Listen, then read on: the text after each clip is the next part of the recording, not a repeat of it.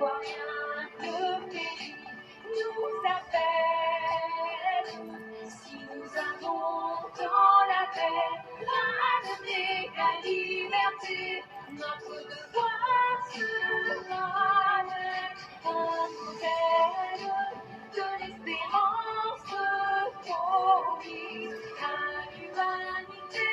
On forge unis dans la voie du ciel, la patrie de la fraternité.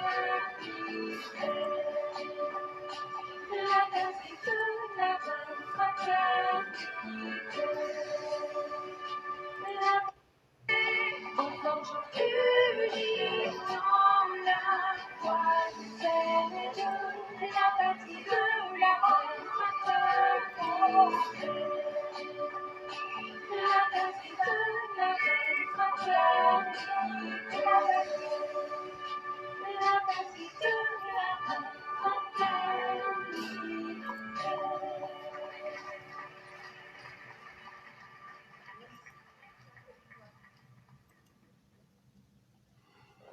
Bonjour mesdames et messieurs, bonjour chers auditeurs, bonjour chères auditrices, bonjour à tous les élèves de la classe Éclaireur Pro Vérité. Bonjour à tous ceux et toutes celles qui nous suivent en ce 29 novembre 2024. Bienvenue sur votre plateforme préférée, le lieu par excellence où nous cherchons simplement à émettre des avis, des arguments pour convaincre. Parce que toute chose et toute personne qui est convaincue à travers les arguments, nous n'avons plus besoin de la combattre. Merci encore d'être présent et présente en ce jour. Aujourd'hui, nous avons 3 sujets que nous allons développer rapidement et après, on va laisser le temps disponible à chacun et à chacune de pouvoir donner des idées pour pouvoir évoluer rapidement. Le 3e sujet, on va vous parler des performances économiques de la Côte d'Ivoire qui ont été reconnues depuis les plus hautes capitales du monde, depuis Londres. La Côte d'Ivoire aujourd'hui, qui est pris comme un modèle mondial dans la gestion de la dette. Quand tu prends crédit, comment tu prends crédit, qu'est-ce que tu fais avec et comment tu fais pour payer crédit. Aujourd'hui, le monde entier, à travers une institution qu'on appelle le magazine financier international Risk, a aujourd'hui félicité la Côte d'Ivoire. La Côte d'Ivoire aujourd'hui n'a rien à envier aux grandes institutions comme UBS, comme JP Morgan, comme BlackRock ou même comme Paris BNP dans la gestion de sa dette. Et c'est une reconnaissance mondiale qui est reconnue aussi par toutes les notes de notation. Et donc, au-delà des avis personnels, c'est une reconnaissance qui doit rendre les Ivoiriens plus que fiers. Le 2e sujet, c'est un sujet de société. On va vous parler d'une partie de notre vie dans les BACA. Les BACA, ce sont les mini-cars, si vous voulez, les vannes qu'on utilise comme des transports en commun. Il faut dire que c'est souvent un enfer. On va parler de cela. Mais le premier sujet ici, on va parler d'une partie de l'histoire de l'Afrique. À partir des années 80 jusqu'aux années 2000, on va parler un peu de l'Afrique de l'Ouest à travers Prince Johnson. Le chef de guerre Prince Johnson, responsable de la mort de Samuel Doe, est décédé. Il est décédé à l'âge de 72 ans.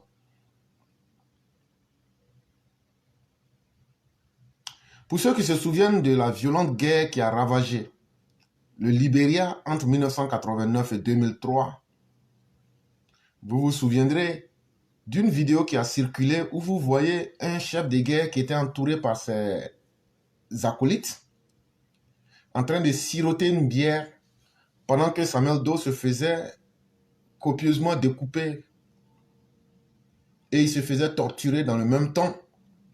Samuel Doe, c'était l'ancien président du Libéria qui avait été capturé par Prince Johnson. Mais son nom en entier, Prince Johnson, il faut ajouter Yormi. Il s'appelait en réalité Prince Yormi Johnson. Et donc, Samuel Doe aussi n'était pas un enfant de cœur, hein, parce qu'il suffit de se souvenir comment lui aussi il a pris le pouvoir et les massacres publics qu'il a effectués. Vous comprendrez toute la haine de Prince Yormi Johnson contre Samuel Doe, et surtout que ceux qui sont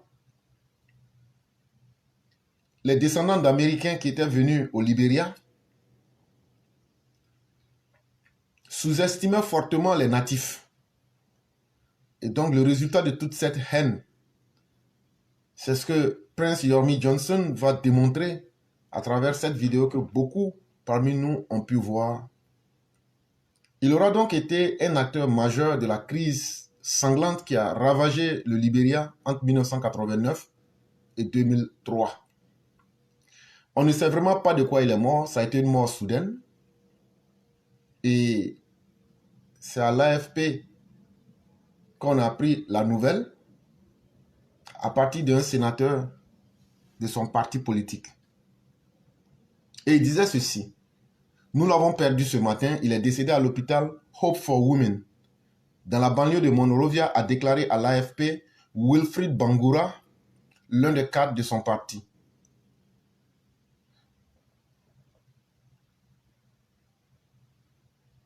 La mort du président Doe fut l'un des épisodes sanglants qui allait faire basculer le Libéria dans une guerre civile jusqu'en 2003. Et cette sale guerre du Libéria a fait pas moins de 250 000 morts.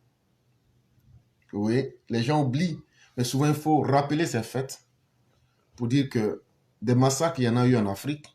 Plus de 250 000 morts. Ça a ravagé complètement l'économie du Libéria. Et après le conflit, après la guerre, Prince Johnson, il était devenu sénateur dans la région du Nemba. Vous ne vous souvenez pas du mot Nemba? Oui, il y a la suite, il y a la continuation, si vous voulez, qui se retrouve aussi de l'autre côté. Et donc, il y a une région là-bas qu'on appelle le Nemba. Et ça correspond au nord du Libéria. Mais en plus, il s'était reconverti au christianisme et il était devenu évangéliste. Et il avait même pu avoir de nombreux fidèles qui le suivaient. Mais il était toujours resté un opposant à la création d'un tribunal pour que les crimes de guerre au Libéria puissent être jugés et que ceux qui étaient des coupables puissent être condamnés. Il n'a jamais accepté. Et il disait toujours, si vous voulez qu'on fasse justice, c'est que vous allez rouvrir les anciennes plaies et on va reprendre la guerre encore pour déchirer encore le Libéria. Il disait simplement, si vous cherchez des ennuis pour le Libéria, alors vous pouvez créer votre tribunal pour juger les uns les autres. Ce que l'histoire retiendra de Prince Yormi Johnson, c'est qu'il aura été un chef de guerre, un chef de milice pendant la guerre civile du Libéria. Et il a été un allié de Charles Taylor. Et à l'époque, Charles Taylor va finalement devenir le président du Libéria. Mais Charles Taylor lui-même, après qu'il ait quitté le pouvoir, il sera condamné pour crime contre l'humanité. Mais bien avant qu'il ne soit condamné, il s'était retrouvé en exil au Nigeria. Ça, c'est de Charles Taylor que nous vous parlons. Et aujourd'hui, il est régulièrement condamné par la CPI. Quant à Prince Johnson Yormi, lui n'a jamais exprimé de regrets sur son passé guerrier. Et il disait à qui voulait l'entendre, je ne veux pas être poursuivi. Je n'ai rien fait de criminel. Je me suis battu pour la défense de mon pays, de mon peuple, qui était mené à l'abattoir, comme on le fait pour des poulets et des chèvres par le régime de Doe, Samuel Doe, a-t-il déclaré en 2011, alors qu'il était candidat à la présidentielle, qu'il termina 3e avec un score de 11,4% des voix. L'information nous est venue de mediaguinée.com pour ceux qui voudraient vérifier. Quand j'ai lu cette histoire, c'était pour rappeler que l'Afrique peut donner mieux que les guerres. L'Afrique peut donner mieux à l'humanité que la répétition fatale des violences contre nos propres peuples. Quelles que soient nos divergences, quelles que soient les difficultés, les esprits humains, à travers le partage des connaissances, le partage des avis, doivent être capables de résoudre la majorité de leurs problèmes. Et ces personnes dont nous vous parlions là, malheureusement, pour vous dire la vérité, ce sont ces mêmes armes qui ont servi à alimenter la guerre en Sierra Leone. Ce sont ces mêmes armes qui ont aussi servi à endeuiller aussi la Côte d'Ivoire. Et donc, comme pour vous dire, il y a une forte responsabilité aussi des marchands d'armes, mais il y a une forte responsabilité de nous-mêmes, parce que c'est nous, en tant qu'Africains, qui assumons les conséquences. Et donc, il y a une réalité que chacun doit retenir. Quel que soit le temps que nous aurions passé sur la terre, quels que soient nos actes, il y aura un jour où nous serons en face de notre Créateur, que nous appelons Dieu, pour répondre de nos actes. En tant qu'humains, nous ne pouvons pas juger quiconque, mais nous disons qu'à partir des conséquences, est-ce que nous, Africains, devrions être fiers de notre posture, de chaque fois niveler notre société par le bas en massacrant nos propres peuples? Voilà la question que chacun devrait se poser. Qui dit qu'il y a marchand, dit qu'il y a acheteur. Est-ce qu'un jour, on ne pourra pas prendre conscience que nous pouvons réaliser le même bonheur pour notre continent autant que les autres continents?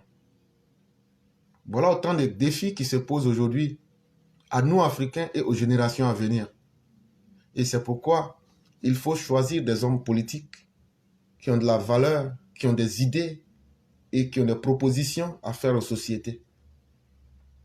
Sujet numéro 2. Ici, on va vous parler des transports en commun. Une journée dans l'enfer d'un baka. Tout le monde connaît les bakas. Moi-même, quand je vais à Abidjan, je prends les bakas parce que j'aime l'environnement qui est dedans, j'aime l'ambiance et ça me permet de me sentir vraiment au pays. Et donc souvent, j'aime beaucoup prendre les bakas pour voir un peu comment les choses se passent là-dedans. Et donc, l'article que nous allons vous lire vient du journal en ligne l'avenir.ci. Ils ont passé une journée dans un baka et ils vont vous expliquer un peu comment les choses se sont passées.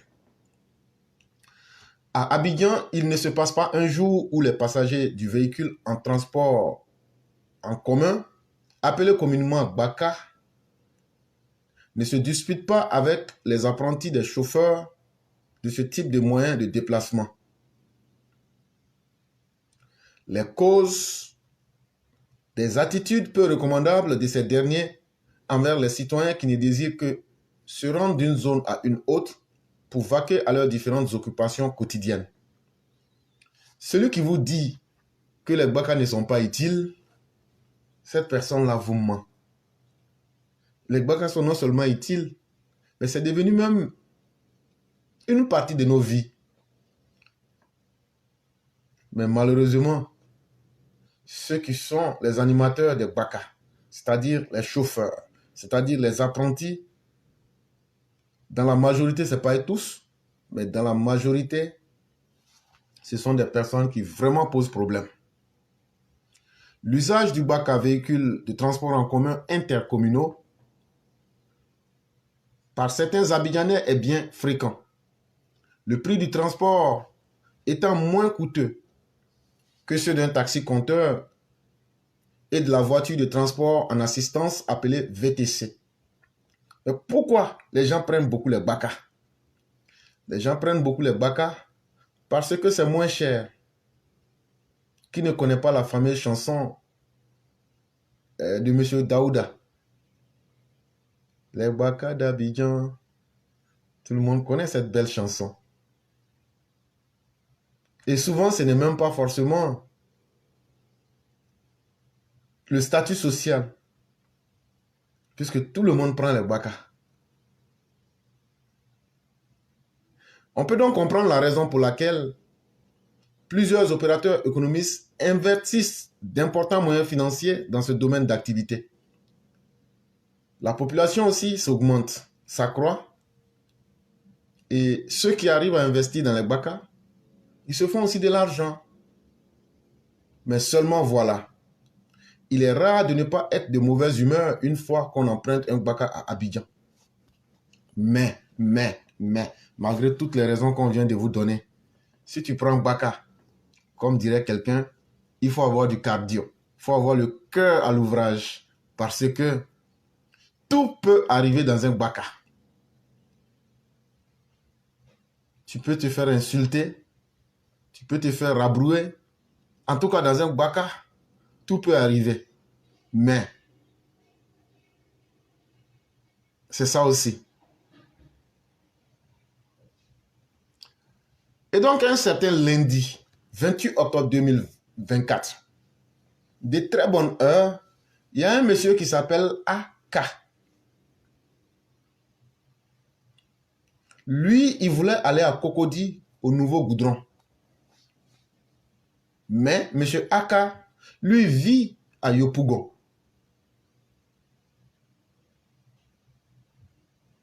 Et donc, il voulait aller à Cocody parce que lui, il est plombier. Et les boss du pays, quand tu as un contrat à Cocody, c'est pas comme un contrat à Yopougon ou bien à Bobo. Donc, M. Aka, pour ne pas que son contrat se gâte, il s'est levé très tôt le matin. Il allait à la gare. Et quand il est arrivé là-bas, c'était à la gare de Baka de Yopougon Koweït. Quand il est arrivé là-bas, il a demandé c'est quel Baka qui sera le premier à partir. Parce que si vous ne savez pas, tous les Baka sont toujours prêts à partir en même temps, chap. Si tu ne connais pas, que tu t'amuses à croire en quelqu'un pour dire ah non, ça va se bouger dessus, il faut rentrer dedans là. Si tu rentres là, tu seras le premier, tu vas faire 2 heures du temps là-bas, ou même 4 heures du temps. Donc, pour ceux qui ont l'habitude de prendre les Baka, avant de prendre, tu t'arranges à t'assurer que il y a assez de personnes dedans et puis tu vois que ça ne va pas durer là. Sinon, si tu demandes c'est quel Baka qui s'en va, on va te montrer le dernier. Donc, AK s'est bien renseigné à la gare de Baka de Yopougon Koweït. Il dit c'est quel Baka qui est programmé pour le départ actuellement. Mais le premier apprenti qu'il a rencontré, voici ce que cet apprenti-là lui dit. Vieux père, moi là, je ne suis pas apprenti, hein. Je ne suis pas aussi chauffeur. Étonné, même étonné. Et il vient, il n'est pas apprenti, il n'est pas chauffeur aussi. Ça veut dire, mal parlage là. Bon, ça c'est français et ivoirien maintenant. Si on ne dit pas mal parlage, voilà. Mais mal parlage là, ils ont fini avec ça. C'est toi, tu es là. On a posé une question, c'est quel Baka qui sera là pour partir? Mais il y a une intention cachée derrière. Comme lui, il sait que AK connaît le mouvement. AK connaît le mouvement. Donc là, il ne veut pas lui dire. Donc il dit, viens père, moi là, je ne suis pas apprenti, je ne suis pas chauffeur. Comme Jean, il faut aller te renseigner. Comme toi-même tu connais là, il faut aller te renseigner. Des propos qui donnent à comprendre déjà un début de journée difficile que nous allons vivre installé dans ce moyen de déplacement en commun. Et donc quand tu arrives à la gare de Baka, il faut être vraiment prêt. Parce que quand il y a client, c'est problème. Quand il n'y a pas client, c'est problème. Mais tout ça là, on aime et puis on est dedans quand même. Le manque de respect envers les passagers, ça, c'est la marque de fabrique de beaucoup d'apprentis et de chauffeurs. Respect là. Eux, ils ont mis ça dans le caniveau il y a longtemps. Une fois à bord du véhicule Baka, qui nous amène à Cocody, Monsieur Aka, qui pensait avoir fini avec les soucis et que sa mauvaise humeur allait être dissipée avant sa descente du Baka, que nenni. Oh oui, que nenni. Au démarrage de l'engin, l'apprenti, tout excité, comme s'il était sous l'emprise d'une boisson énergétique qu'il venait à peine de consommer, est visiblement en conflit avec le bain et surtout avec la lessive, tellement son habit et son corps dégageaient des odeurs qui coupaient la respiration. Il alluma aussitôt une cigarette. Donc, finalement, Aka a pu trouver le Gbagba qui quittait Yopougon pour aller à Cocody, Nouveau Goudron. Quand il s'est assis, il dit Dieu merci, je vais quitter ici maintenant.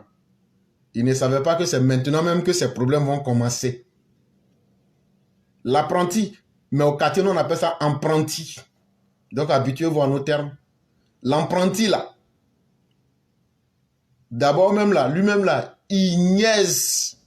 On ne sait pas si c'est Nal il a pris, ou bien si c'est Kali il a pris, ou bien si c'est Vodi il a pris, ou bien même là, on ne sait pas ce qu'il a pris, ou même s'il a tout mélangé avec l'avec tout ça là. Mais en tout cas, lui-même là, il niaise même. Et en plus de cela, qu'est-ce qu'on constate? Souvent, les chauffeurs, pour eux, c'est encore mieux. Mais les apprentis, là, en général, là, on dirait que eux, là, ils sont en conflit avec l'eau. On dirait que eux, le jour qu'ils se lavent, là, ils meurent en même temps. Donc, un apprenti propre, c'est pas... Quand tu rentres dans un Gbagba, là, si toi-même, tu vois un apprenti propre, tu es étonné.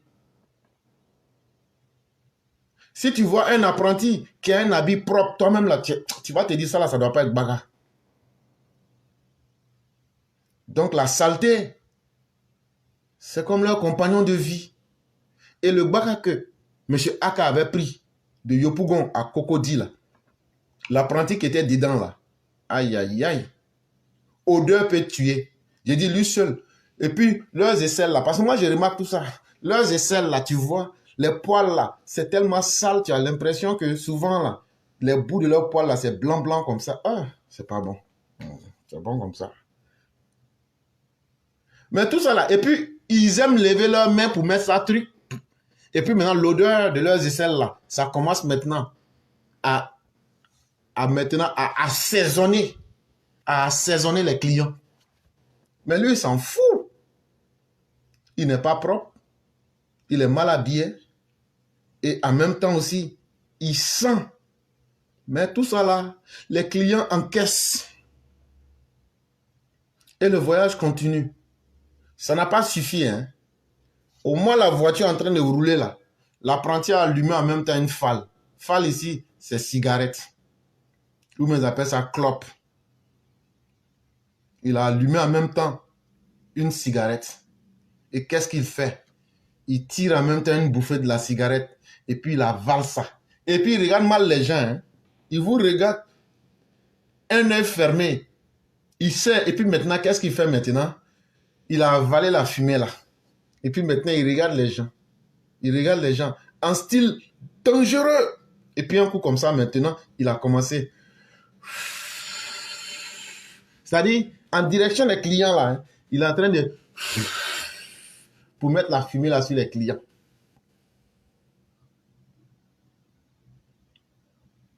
Quand il a fini ça, il sait qu'il est en train d'énerver les gens. Hein, et en même temps, il dit aux gens, Benjavi, 1000 francs, 1000 francs, 1000 francs. Hey, Benjavi, 1000 francs. Hey. Coup de route 700. 200 s'il est bien. 200 s'il est bien. 5 000, 10 000 là. Il n'y a pas de monnaie. Hein? Pour lui là, il a fini de parler quoi. Il dit, si tu vas à Benjerville là, c'est 1000 francs. Si tu vas, coup de route, 700. Maintenant, vous qui n'avez pas monnaie, tu as 2000, 5000, 10 000 là, il faut ajouter 200 francs dessus. Sinon là, ce que tu vas voir là, tu vas lire l'heure.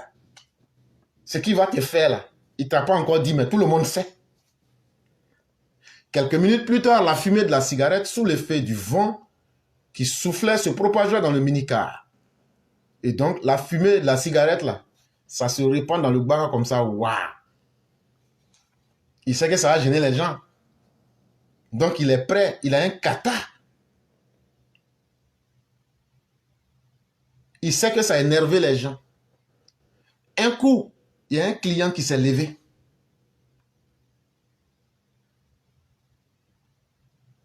Lui, il a dit à l'apprenti, il dit, apprenti, s'il te plaît, il faut arrêter de fumer.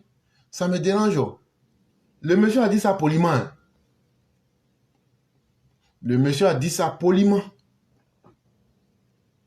Mais comme si il était en concurrence, ou mais comme s'il y avait palabre entre lui et puis le gars là avant, là, le client là. Hey, c'est ce qu'il attendait. Parce que l'apprenti même ne peut pas commencer une journée sans mal parler. S'il a fait ça là, c'est pas sûr qu'il va vivre. Et qu'est-ce qu'il dit au gars? Viens moi. Si tu es trop fâché là, hein, faut prendre Nyango. Donc, avec tous les passagers là, on va se mettre à l'aise dans son propre camion quoi. En français, il dit, vieux moro, ça veut dire grand frère, aîné, en tout cas, c'est un signe de respect. Il dit, fumée que j'ai fait là, et puis j'ai versé sur vous la fumée là, cigarette là. Si tu n'es pas content là, faut prendre Yango, les VTC. Il dit, lui là, c'est son camion. Donc là, lui va se mettre à l'aise. Stupéfait, l'homme resta muet comme une carpe. Au moment où nous continuâmes d'extérioriser notre ras-le-bol, on entendit certains hommes lancer ces propos avec une certaine colère qu'on lisait dans leur visage. Quand c'est comme ça aussi, les autres clients sont en tas. Et puis ils sont là maintenant, tout le monde regarde. Tout le monde assiste à la scène. Il y a un autre client qui s'est levé. Apprenti, tu es mal poli. Quelle est cette manière de répondre au monsieur? Et qu'est-ce qu'il répond à ce monsieur-là qui était visiblement énervé? Il dit, toi, ce n'est pas ta faute. C'est la situation du moment qui fait ça. Aïe. Il répond au monsieur que ce n'est pas la faute du monsieur, que c'est la situation du moment qui fait ça. Ne me demandez pas de quoi il est question. En même temps, il y a une autre dame qui était à côté. Elle avait au moins la quarantaine. Elle ne disait rien. Elle était là, elle les regardait. Depuis qu'ils sont quittés à Yopougon, Koweït, là, et puis le gars roulait là, elle n'a rien dit dans tout ça, mais elle était en tas. Être en tas, ça veut dire être en colère, sur le point d'exploser. Un coup, la dame là s'est levée. Elle s'est levée. Comme si elle voulait serrer le col de l'apprenti. Impoli, qui est ton camarade ici? Hein? Je ne vais plus jamais monter encore dans ton sale bagala. Elle dit à l'apprenti qu'il est très impoli et qu'il n'y a personne qui est son camarade ici. Et qu'à partir d'aujourd'hui, là, elle ne va plus monter dans le Bakala. Mais ça, là, elle a parlé comme ça. Même demain encore, elle va monter dedans. Parce que les Baka profitent d'une opportunité. Il y a un manque de véhicules à Abidjan, surtout des véhicules en transport en commun. Donc, tant que ce besoin-là va exister, les Baka vont faire ce qu'ils veulent.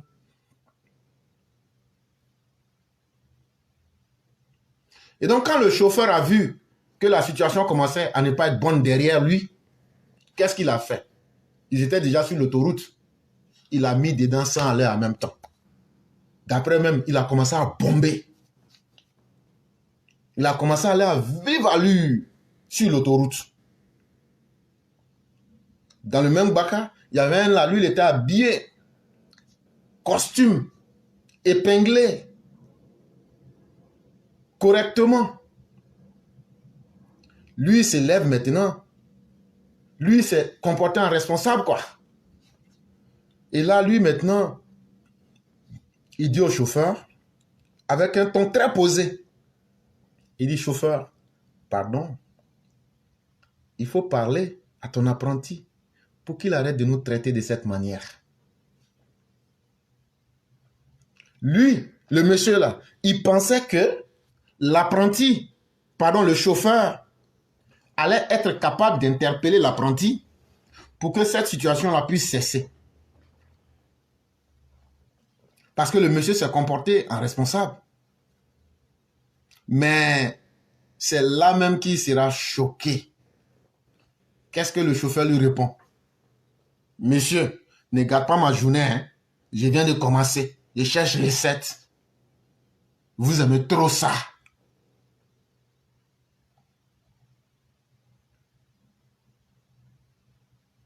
L'apprenti, lui, il est derrière, très agité. Hé, donnez monnaie là en partie ici. Vous qui n'avez pas 200 là, si les billets de 2000 là, quand il me parle, vous avez compris, non? On vous associez ensemble ici. Ils appellent ça association. Eux ne sont pas dans Marcoussi, hein. Ça, ils ne sont pas dans les discours tout. Lui, il a parlé une fois au départ que ceux qui ont 2000, 5000, 10 000, il faut t'arranger, tu ajoutes 200 dessus. Tu n'as pas 200 là. Association. Il va te regarder 3 ou 4 personnes, les mains, votre argent ensemble. Là. Lui, il enlève pour lui dedans et puis vous laisse. Vous gérez ça comme vous voulez.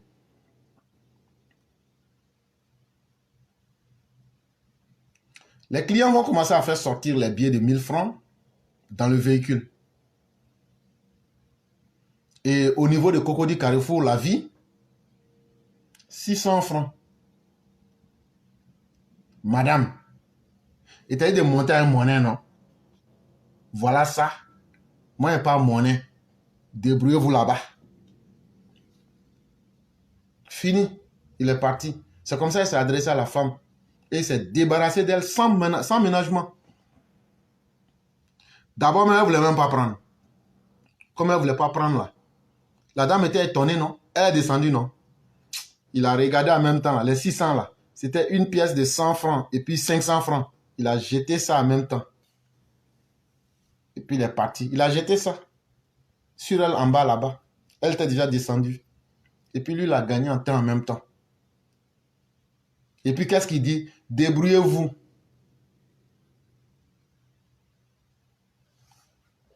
Voilà une expérience. Mais ce n'est pas tout. On vous a parlé de M. Aka, qui est plombier, qui partait à Faya parce que c'est là-bas lui travaille. Il a un mangement là-bas. Aka devrait partir à la Riviera Faya. Mais est-ce que vous savez que Aka n'a jamais pu atteindre la Riviera Faya? Actuellement là, il y a un nouveau échangeur qui sont en train de construire à Cocody.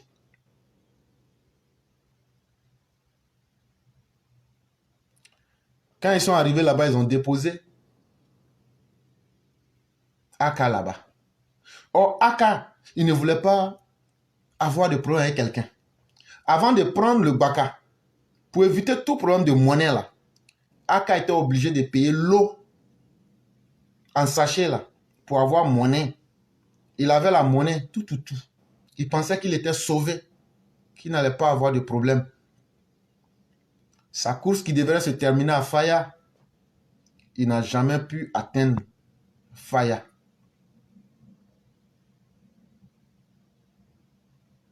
Quand ils sont arrivés vers le nouveau échangeur qui est en train d'être construit,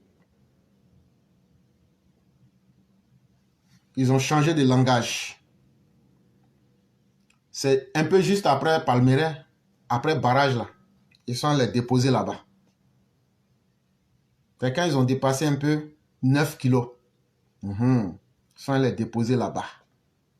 Et qu'est-ce qu'ils disent? Terminus, tout le monde descend ici. Chauffeur, il faut garer. On s'en va au Pougon.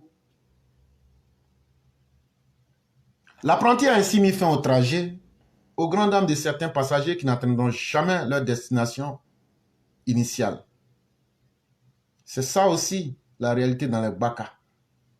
Comme Aka ne voulait pas s'emmerder avec ce dernier, surtout qu'il était déjà en retard, il emprunta un autre véhicule. Si on a lu cet article, c'était un peu comique, mais c'est pour dire à nos frères qui sont dans les Baka de faire un peu d'effort pour essayer de s'améliorer. Parce que c'est un secteur qui est vital, ils aident, mais la manière par laquelle certains se comportent, finit par discréditer et salir toute leur corporation. Et ce n'est pas bon. Sujet numéro 3, qui sera le dernier. Depuis Londres, la Côte d'Ivoire désignée meilleur gestionnaire des dettes souveraines au monde en 2024. On dit depuis Londres, la Côte d'Ivoire a été jugée comme le pays, quand tu lui accordes le crédit, le pays qui sait le plus gérer sa dette. Partout dans le monde, là, c'est la Côte d'Ivoire. La Côte d'Ivoire a reçu une distinction prestigieuse pour sa gestion de la dette souveraine.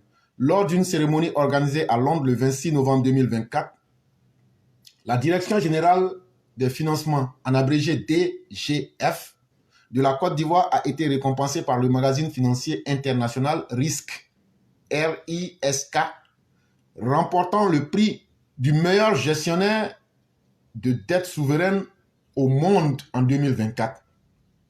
Et donc, partout dans le monde, est-ce que tout le monde entier peut être corrompu? Non.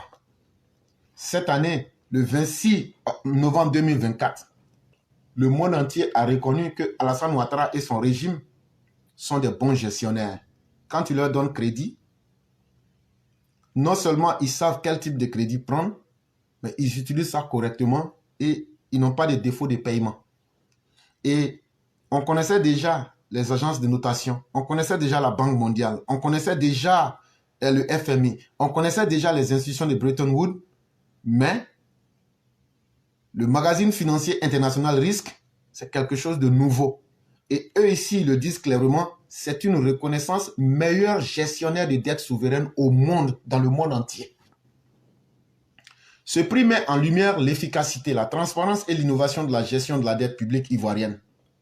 Il témoigne de la rigueur des autorités financières ivoiriennes qui, grâce à des réformes stratégiques, ont assuré la viabilité de la dette tout en favorisant la croissance économique et en attirant les investissements étrangers. Et donc, pour beaucoup, ils vont se dire, mais de quoi est-ce que cela parle? Ça veut dire que ceux qui gèrent aujourd'hui votre argent, gèrent votre argent correctement. Ceux qui vont prendre crédit au nom de la Côte d'Ivoire, ils ne détournent pas l'argent là, ils font le travail. Ceux qui accordent les crédits là, c'est eux qui sont en train de dire aujourd'hui que la manière que la Côte d'Ivoire gère l'argent qu'ils vont prendre avec eux là, que la Côte d'Ivoire est le meilleur pays au monde. Quand ils prennent de l'argent, ils utilisent ça bien. Ça là, ce ne sont pas les gars qui peuvent dire le contraire, ni encore les économistes du dimanche, comme Tidiane Thiam. Ça, c'est une réalité que personne ne peut enlever. Mais, quand on leur demande, mais pourquoi vous avez donné ce titre-là à la Côte d'Ivoire? Ils disent, mais c'est parce que les autorités ivoiriennes, là, ont mis en place des stratégies, des programmes pour assurer que la dette, l'argent qu'on prend à crédit, là, ça puisse assurer la croissance économique et qu'on puisse investir pour les Ivoiriens pour que la vie des Ivoiriens s'améliore. Mais en plus de cela, on n'a jamais donné l'argent à la Côte d'Ivoire depuis 2012 et puis on a eu défaut de paiement. Cette reconnaissance internationale place la Côte d'Ivoire aux côtés des institutions de renom telles que UBS, JP Morgan, BlackRock, BNP Paribas, qui ont également été primés dans différentes catégories. Et pour vous rendre combien de fois la gestion en Côte d'Ivoire est rigoureuse, ils disent prenez des banques comme UBS, comme JP Morgan Chase, comme BlackRock ou bien comme BNP Paribas. La même rigueur qui existe dans ces banques-là, la Côte d'Ivoire est au-dessus de tout cela aujourd'hui. Ce succès s'inscrit dans un contexte économique favorable avec des notations positives de la part des agences de notation internationales comme Moody's et Standard & Poor's qui témoignent de la solidité de la gestion économique du pays. Ils disent, mais en plus de cela, cette reconnaissance n'est pas le fruit du hasard. Comment se fait-il que Fitch and Rating, Moody's, Standard & Poor's, qui sont les 3 plus grandes agences de notation du monde, donnent des notations très positives à la Côte d'Ivoire? Est-ce que ça encore, on va dire que c'est un complot? Est-ce que encore le magazine RISC, on va dire que c'est un complot? Est-ce que encore le FMI, on va dire que c'est un complot? Est-ce que la Banque mondiale encore c'est un complot? Est-ce que les institutions de Bretton Woods encore c'est un complot? Si c'est un complot, ça veut dire qu'Alassane Ouattara, lui seul, il arrive à corrompre le monde entier. Et ça, ce n'est pas possible. À la réalité, quand le travail est bien fait là, même ton ennemi sera obligé de reconnaître. Donc quand on voit des économistes du dimanche comme Tidiane Thiam aller s'arc-bouter sur ce qu'ils appellent l'IDH, mais ça ne veut rien dire. Parce que ceux qui sont dans la réalité de la finance voient les investissements et eux, là, ils disent que leur argent revient. Et si tu demandes aux Ivoiriens, entre le temps où Tidjam Thiam, avec Bédié, gérait le pays là, est-ce que les Ivoiriens étaient plus à l'aise en ce moment-là qu'aujourd'hui? Ils vont te dire que non, aujourd'hui est mieux que cette époque-là. Parce qu'eux, ils étaient dans une gestion clanique et ils étaient dans les détournements. On se souvient que c'est eux qui ont détourné 18 milliards de l'Union européenne et qui ont dit que les fonctionnaires de l'Union européenne étaient des petits fonctionnaires. C'est eux là, aujourd'hui, qui veulent juger les autres alors que les autres font du bon travail. Et donc, pour la population ivoirienne, cette distinction est une source de fierté. Et donc, chers Ivoiriens, vous devrez être fiers que vous avez aujourd'hui un État et des responsables qui gèrent correctement les biens publics. Ça montre aussi que les dirigeants actuels ont une vision claire et ont une vision véritablement d'aider le peuple. Et ça, c'est très important. Entre un gouvernement qui veut aider le peuple et un gouvernement qui ne veut rien faire pour le peuple. Tout ce que vous voyez là, si vous les mettez là, la bonne gestion là, ce sont eux les grilleurs d'arachide là. Les arrière-petits-fils des grilleurs d'arachide là, c'est eux qui veulent venir prendre le pays. Ça veut dire quoi? Ça veut dire qu'aujourd'hui, la Côte d'Ivoire peut rivaliser avec les meilleures institutions financières au monde. Puisqu'aujourd'hui, la gestion de la Côte d'Ivoire est classée comme étant mieux que celle de UBS, de JP Morgan, de BlackRock et de BNP Paribas.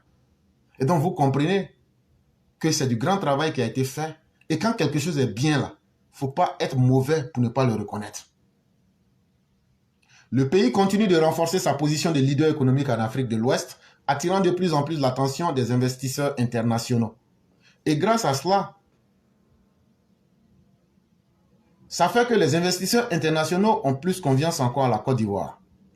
Et comme dit Ado 100%, on devrait maintenant inviter Kone Katina pour lui demander qu'est-ce qu'il pense de cela. Et on verra bien que, même s'il veut être malhonnête, toute leur théorie tombera à l'eau. En fait, ce sont des gens qui sont dans l'amusement public, mais le vrai travail, ça se fait en silence et les Ivoiriens voient le résultat. Et donc, c'est non seulement une reconnaissance même de l'économiste Alassane Ouattara, mais aussi c'est un message d'espoir pour la Côte d'Ivoire, pour dire que nous sommes aujourd'hui à un tournant dans le développement économique de notre pays, où la Côte d'Ivoire est sur la bonne pente. Mais qu'est-ce qui a fait qu'aujourd'hui, toutes les grandes institutions ont pu savoir que la Côte d'Ivoire travaille bien? Moi, je suis allé dans les documents du ministère des Finances et du Budget. Et quand je suis allé là-bas, vous permettrez que je mette le lien pour ceux qui veulent le voir. Là, quand c'est comme ça, peut-être que ça va vous permettre de faire des recherches. Et donc, je vais mettre le lien.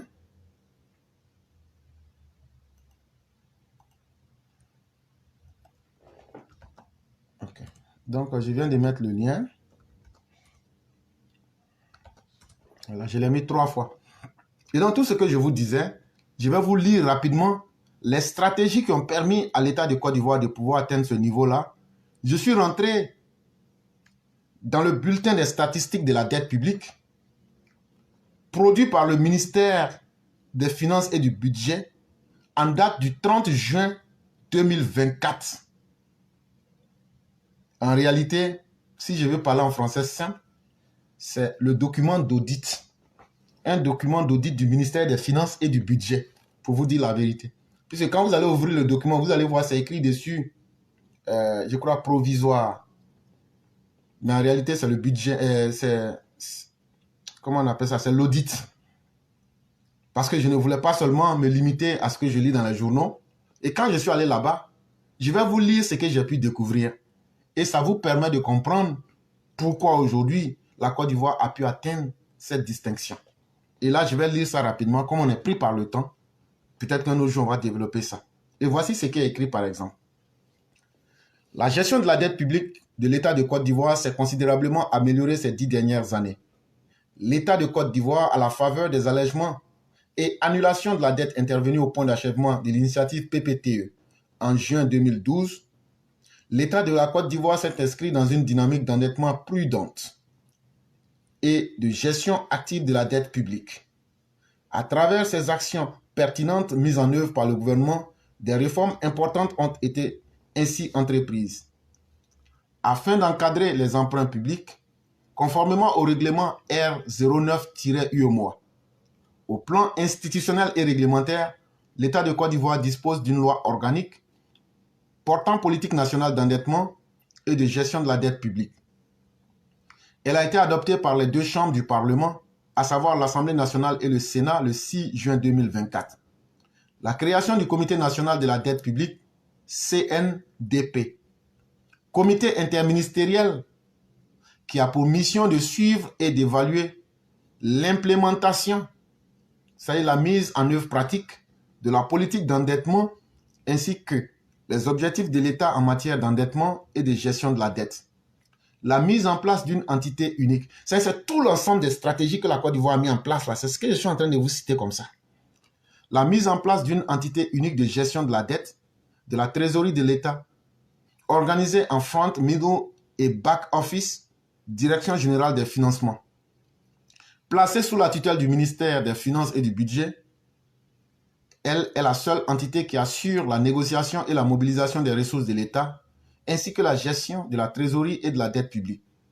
Au plan de la gestion de la trésorerie et de la dette publique, la SDMT, l'AVD et le plan emprunt sont régulièrement réalisés, actualisés et validés par le comité de la dette publique. La SDMT est annexée à la loi des finances par le gouvernement en Côte d'Ivoire. La stratégie repose sur 1. Une priorisation des ressources à caractère concessionnel et semi-concessionnel auprès des bailleurs bilatéraux et multilatéraux. 2. Un financement en monnaie locale, notamment via les émissions de titres de trésor sur le marché régional, en contribuant au développement des marchés de capitaux domestiques. Et 3. Un recours aux marchés internationaux obligataires et bancaires lorsque les conditions sont favorables. L'amélioration continue de la perception de la Côte d'Ivoire par les partenaires techniques et financiers et la qualité de la signature de l'État reste une priorité pour le gouvernement. Les résultats sont perceptibles à travers les récents rapports des agences d'évaluation du risque pays. La Côte d'Ivoire bénéficie d'une notation BA2 chez Moody's, perspective stable, BB- chez Fitch and Rating, perspective stable, et des BB- chez Standard & Poor's, perspective positive. Avec ces notes, elle figure la Côte d'Ivoire parmi les pays les mieux notés d'Afrique subsaharienne. En outre, depuis 2012, la Côte d'Ivoire maintient une classification du risque de surendettement à un niveau modéré, dans le cadre des analyses de la viabilité de la dette qu'on appelle ici AVD du FMI. La diversification des sources et instruments de financement est une réelle volonté de l'État pour couvrir efficacement ses besoins financiers à travers notamment la mobilisation de financements innovants, complémentaires au financement traditionnel. Depuis son retour sur le marché Eurobond en 2014, la Côte d'Ivoire a construit un accès établi au marché des capitaux internationaux, ainsi qu'une base d'investisseurs diversifiés à la fois en euros et en dollars. La Côte d'Ivoire a ainsi réalisé avec succès 8 opérations Eurobond entre 2014 et 2024. Le pays dispose également d'un document cadre appelé ESG pour la mobilisation des ressources ESG Loan and Bond. Par ailleurs, la stratégie de financement de la Côte d'Ivoire s'accompagne d'une gestion proactive, régulière du portefeuille de la dette publique en vue d'en optimiser le profit coût-risque. Cette stratégie repose notamment sur la réalisation d'opérations de gestion de passifs sur les marchés extérieurs et domestiques et sur la mise en place de couvertures de change. Tel est l'objectif de l'exercice de liability management réalisé en janvier 2024, qui a permis de remplacer la dette existante plus chère par une nouvelle dette de maturité plus longue au coût faible. Enfin, pour répondre à ces engagements, notamment à celles relatives au SGDD, le bulletin statistique de la dette est trimestriellement produit. Le présent bulletin statistique présente la situation de la dette fin juin 2024. Et donc voilà autant de progrès et de miracles que réalise aujourd'hui la Côte d'Ivoire. Tout ce français qu'on vient de vous dire, c'est l'ensemble des mesures que la Côte d'Ivoire a mises en place pour pouvoir bien gérer sa dette. Par exemple, vous verrez que le rapport des statistiques sur la dette, certains pays le font chaque année, certains le font chaque 6 mois, mais la Côte d'Ivoire le fait chaque 3 mois pour avoir un bilan clair sur sa dette. Le document que je vous lis là, ça c'était le bilan statistique de juin 2024. Aujourd'hui, il y a toute une batterie de stratégies pour essayer de contrecarrer les risques des prêts que nous faisons. Aujourd'hui, on a plusieurs partenaires qui sont variés parce que, à travers les agents de notation, on a une capacité de pouvoir diversifier ceux avec qui on veut prendre des prêts et à des taux qui nous arrangent. Et en plus de cela, la Côte d'Ivoire n'a jamais... Quand tu prends par exemple le dernier rapport de la Banque mondiale vous dit que le risque de surendettement de la Côte d'Ivoire est à un niveau modéré dans le cadre des analyses de viabilité de la dette que le FMI a réalisé dans son dernier rapport. On appelle ça le rapport AVD, c'est-à-dire analyse de la viabilité de la dette. Quand tu prends toutes les agences de notation, que ce soit Fitch, que ce soit Standard & Poor's, ou bien que ce soit Moody's, ils vous disent que la Côte d'Ivoire fait partie des rares pays africains où on n'a pas vraiment à douter. Et ça, c'est tout ça là qui a permis que le 26 novembre 2024, on ait noté la Côte d'Ivoire comme le pays qui est le meilleur gestionnaire de sa dette souveraine au monde en 2024. Et donc, mesdames et messieurs, bravo aux autorités ivoiriennes, bravo à tous ceux qui participent à ce travail. Nous ne pouvons que vous encourager, vous dire merci. Et donc, on a fini. On va directement lire l'édito de Mère Blanc. Et quand on aura fini, le peu de temps qui reste, on va permettre que les uns et les autres puissent s'exprimer rapidement et on va pouvoir mettre fin au direct. Bonjour éclaireur Pro-Vérité, bonjour à tous mes condisciples de la digne classe éclaireur Pro-Vérité. Mon fils éclaireur, la répétition étant pédagogique, que les militants RHDP me pardonnent et me permettent de répéter en d'autres termes ce que vous, mon fils éclaireur Pro-Vérité, n'a de cesse de leur dire. Eux, les militants RHDP. Pourquoi vous émouvoir du faux départ d'une personne qui n'a en réalité jamais posé sa valise? Et puis, entre nous, il est parti, il a peut-être laissé un trou, mais ce n'est pas un grand trou. C'est un vide qu'on peut combler facilement. Vous, militants et sympathisants du RHDP, vous nous étonnez, nous les élèves de la classe éclaireur Pro-Vérité. Ensemble, nous avons mis à mort un charognard. Et vous prenez la fuite à ce dernier soubresaut. Que représente ce petit bout d'homme aujourd'hui? Rien. En tout cas, ce qu'il dit, par rapport à ce qu'il dit, l'on peut imaginer son désespoir. Nous allons y revenir en détail la prochaine fois. C'est juste un politico-diantra qui se prostitue au plus offrant, du moins au plus gaou. Seulement, nous, EPV, avons assaini l'espace politique du RHDP. Il y a plusieurs pratiques qui ont ralenti, voire disparu. Exemple, forcer dans l'intimité de nos autorités, ramener des photos avec des légendes parfois fallacieuses. Tout le monde se souvient encore du piège tendu à feu Ahmed Bakayoko que l'on voyait sur un cliché tenant quelque chose à la main, que chacun a interprété à sa guise. Qui entend-on encore gueuler parce qu'il a reçu moins d'argent qu'un tel ou un tel lors du passage d'une de nos autorités en France? Tous se sont mis au travail comme il faut. Alors, pour revenir à notre héros en carton, nous avons décroché son portrait du piédestal sur lequel les militants émotifs du RHDP l'avaient installé. Et ce n'est qu'un début. Mâles, femelles, essuie-glace, nous allons tous les mettre par terre. C'est là leur place, la place qui leur convient. Des gens qui ont insulté ton père hier l'insulteront demain. Ils ne méritent pas notre confiance, ces gens-là. La confiance est précieuse. Elle est comme la vie. On n'en profite qu'une seule fois. Et eux n'ont aucune noblesse si ce n'est que celle des espèces chuchotantes. Ceux-là, ces héros en carton-là, laissez-les mourir de leur belle mort. Ils sont tels l'eau chaude, ça ne brûle pas maison, comme le dit un proverbe BT. Resserrons les rangs et occupons davantage l'espace pour la victoire du RHDP, notre maison commune à nous. Merci et à bientôt. Merci infiniment à Mère Blanc. Merci, le rappel est utile. Et en pédagogie, on dira que le rappel est une vertu. Chers militants, il n'y a pas quelqu'un qui est mieux que vous. Parce que vous, au moins, là, c'est vous qui votez.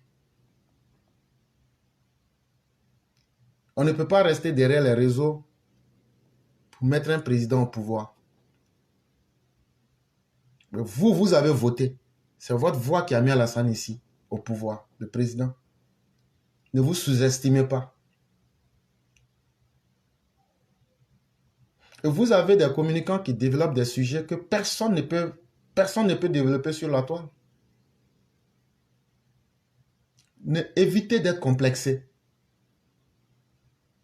Vous avez tous les atouts qu'il vous faut. Vous avez le président Ouattara. Regardez ce que nous venons de vous dire sur la dette, la gestion de la dette souveraine. C'est vrai qu'on n'a pas eu le temps d'expliquer beaucoup de choses. Mais comme dit Ado 100%, quand on vous parle de BlackRock, certains ne comprennent pas, je suis d'accord parce que vous ne savez pas. Mais BlackRock, pour vous donner une image simple, appelez ça la Mecque de la finance. Ça veut dire la Mecque où les musulmans s'en vont là.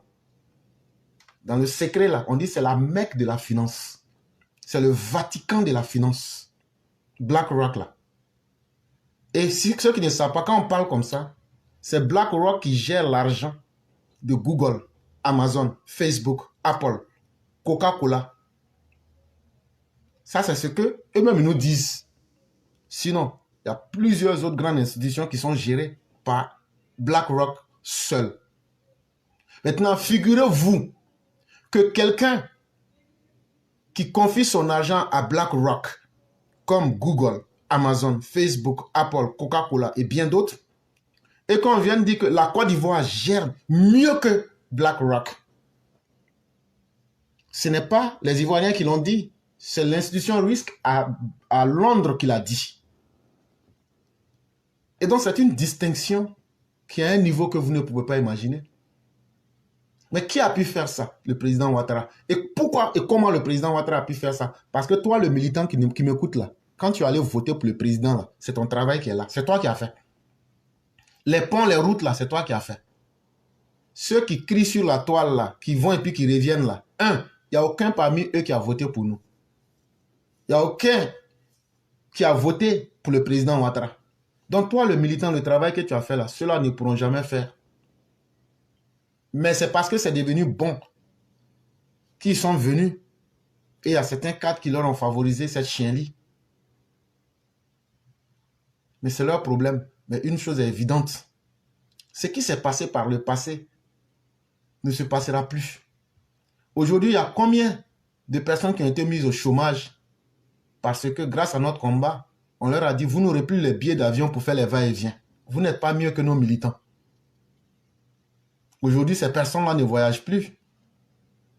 Il y a combien de personnes qui avaient voulu utiliser le RHDP comme un marchepied? Mais aujourd'hui, ces personnes sont devenues l'homme d'elles-mêmes. Et dès qu'on les a remis au même niveau que tout le monde, tous les Ivoiriens, ces personnes vous montrent leur vrai visage.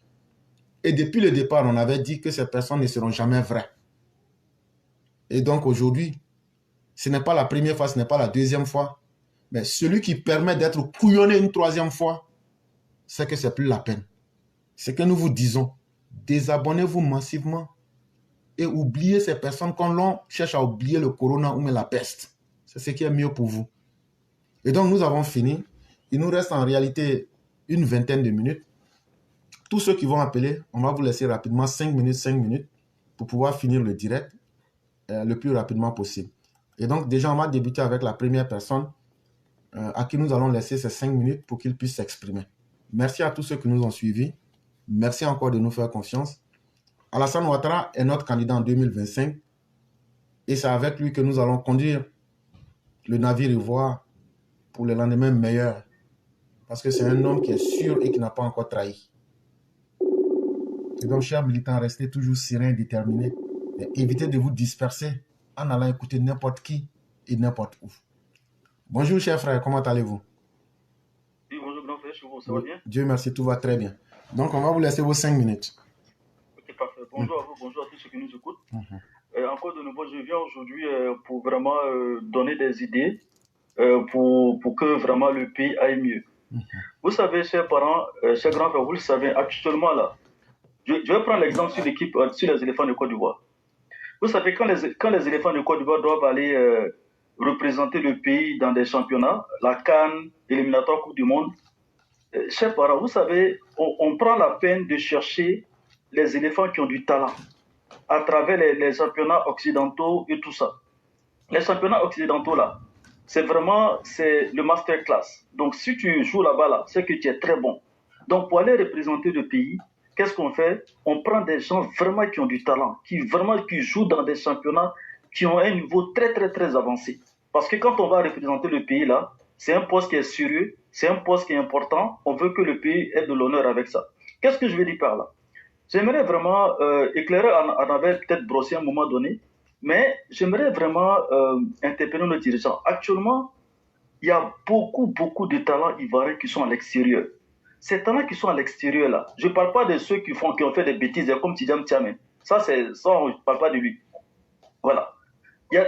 Oui. Ok. Donc, ce que je veux dire par là, cher gouverneur, si au pays, là, si vraiment il y a des postes importants, je demande aux dirigeants du pays, là, vraiment de regarder. Il y a beaucoup de talents ivoiriens qui sont à l'extérieur. Le président lui-même, là, il vient de la diaspora. Donc, cherchez parmi s'il y a des postes très, très, très importants, là, comme on le fait pour les éléphants, là, où on sait que c'est des postes critiques, où l'avenir du pays peut avoir un coup, là. Cherchez dans la diaspora. Je prends un exemple. J'ai vu sur Kwasi.com un jeune ivoirien qui a été, qu'on a parlé de lui à Washington, là, qui est un jeune ivoirien qui est en train de devenir un des économistes les plus influents du monde. Donc, vous voyez, c'est des exemples. Donc, vraiment, il faut regarder s'il y a des postes vraiment assez critiques, importants.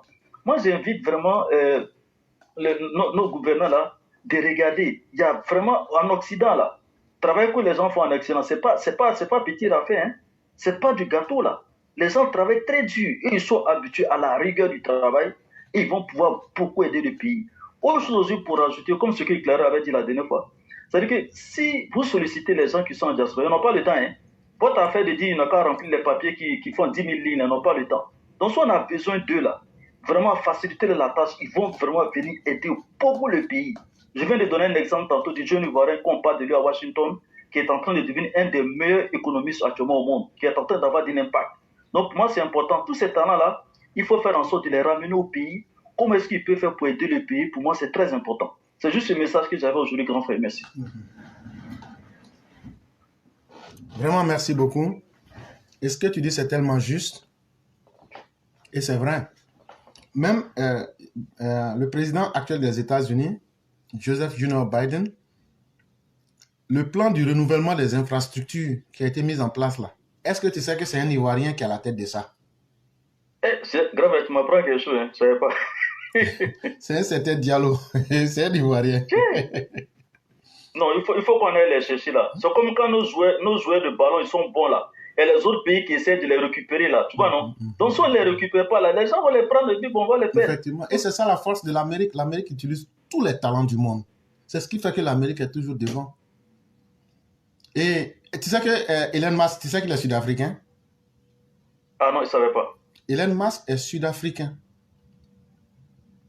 Et donc, tu vois combien de fois la force des États-Unis réside dans les talents que ce pays-là s'est capturé. Quand tu prends par exemple la Green Card, tu ne vas pas me dire que ce sont les idiots des pays du monde qui viennent. On vous dit le niveau minimum, c'est le bac. Le premier diplôme universitaire, c'est le bac. Et jusqu'au niveau infini. Ça veut dire qu'on attire les talents. Et c'est ça que la Côte d'Ivoire devrait faire. Et nous, dans le cas actuel, on n'a même pas besoin de faire des projets comme le Green Card et tout. Il suffit simplement de créer les conditions. J'ai vu le ministre Adam dire qu'eux veulent que la diaspora représente 1,5% du PIB de la Côte d'Ivoire. C'est très possible de créer des bonnes banques. et puis créer des conditions. Parce que moi, là, je ne peux pas mettre des millions. J'ai besoin d'une certaine somme et puis on va me dire non, il faut attendre. On a déjà tout clarifié ici. Tout est dans votre main. Pour des Ivoiriens qui ont des enfants qui sont nés ici, ou même des Ivoiriens d'origine qui ont pris la nationalité américaine, pourquoi ne pas leur donner des visas de long séjour de 10 ans? Si vous faites ça, là, vous allez voir si on va atteindre cet objectif ou pas. Donc, il faut qu'on quitte dans ce qui est politiquement correct pour venir à la réalité. Et vous allez voir que beaucoup de choses vont bouger. Vraiment, merci d'être revenu sur cela. On espère bien que les autorités vont tenir aussi compte de ce que nous disons pour essayer d'améliorer les lignes. Parce que tout ce qu'ils sont en train de dire là, pour arriver à ces résultats, c'est simple. Ouvrez les frontières aux Ivoiriens d'origine qui sont venus et qui, par circonstance de la vie, ont pris de nationalité. Ouvrez-leur les portes et vous allez voir combien de fois eux et leurs enfants vont venir investir en Côte d'Ivoire. Les banques, surtout la fiabilité des banques, doit être vraiment de mise. Et vous allez voir de quoi il sera question. Donc, vraiment, merci beaucoup. On va vous souhaiter une excellente soirée. Ok, merci beaucoup à vous. Merci beaucoup.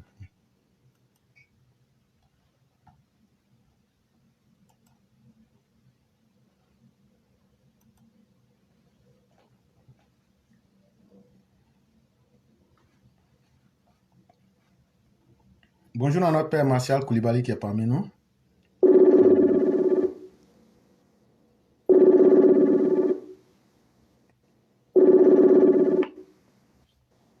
Allô? Allô? Oui, bonjour cher mère, comment allez-vous?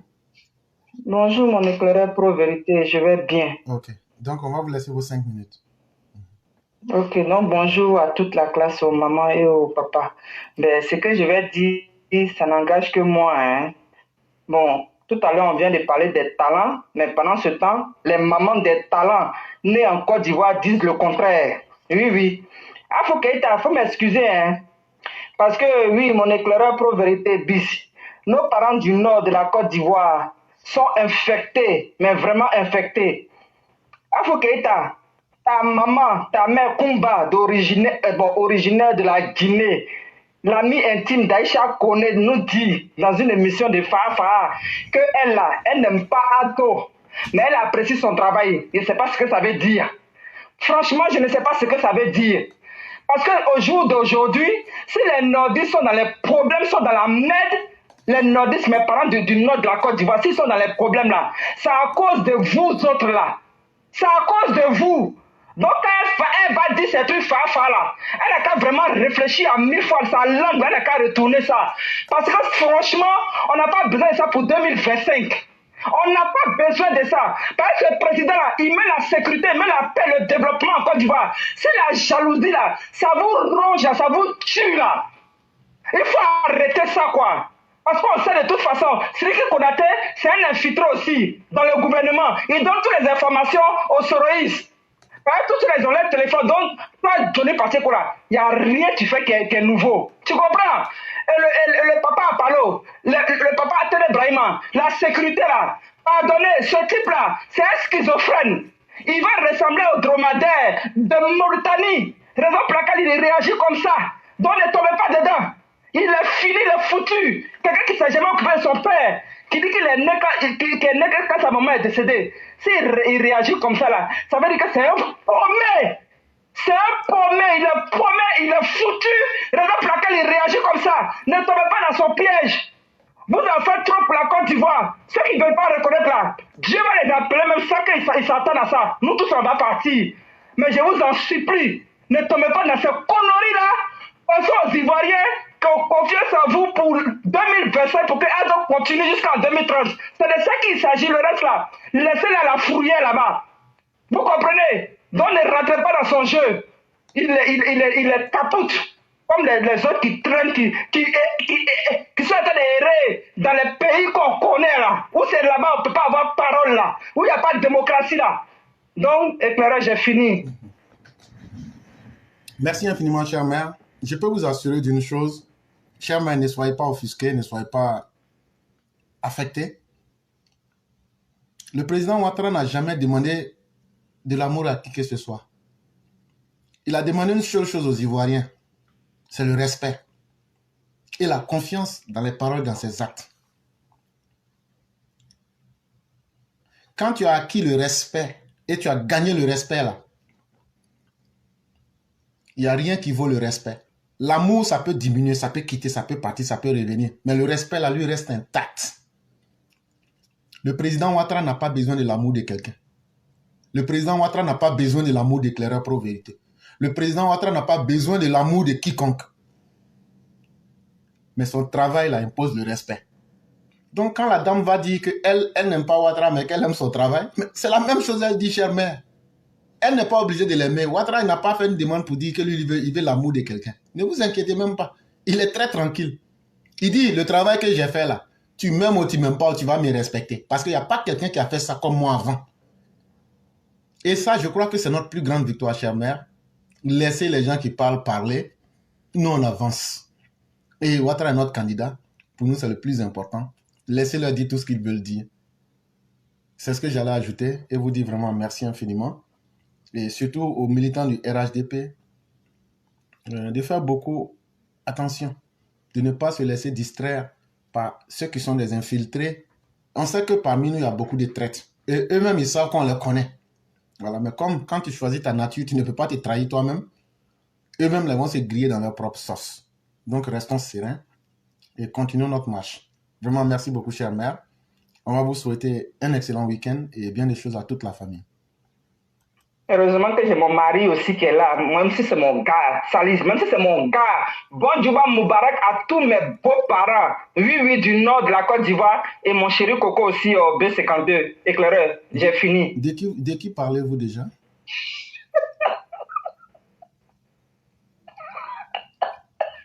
Le B52, c'est qui?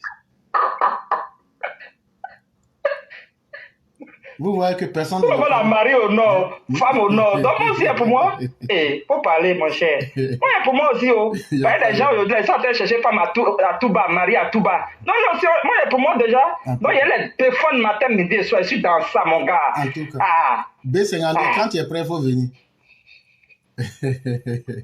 Vraiment, merci beaucoup, chère mère. On va vous souhaiter une excellente soirée et bien des choses à toute la famille. Merci beaucoup.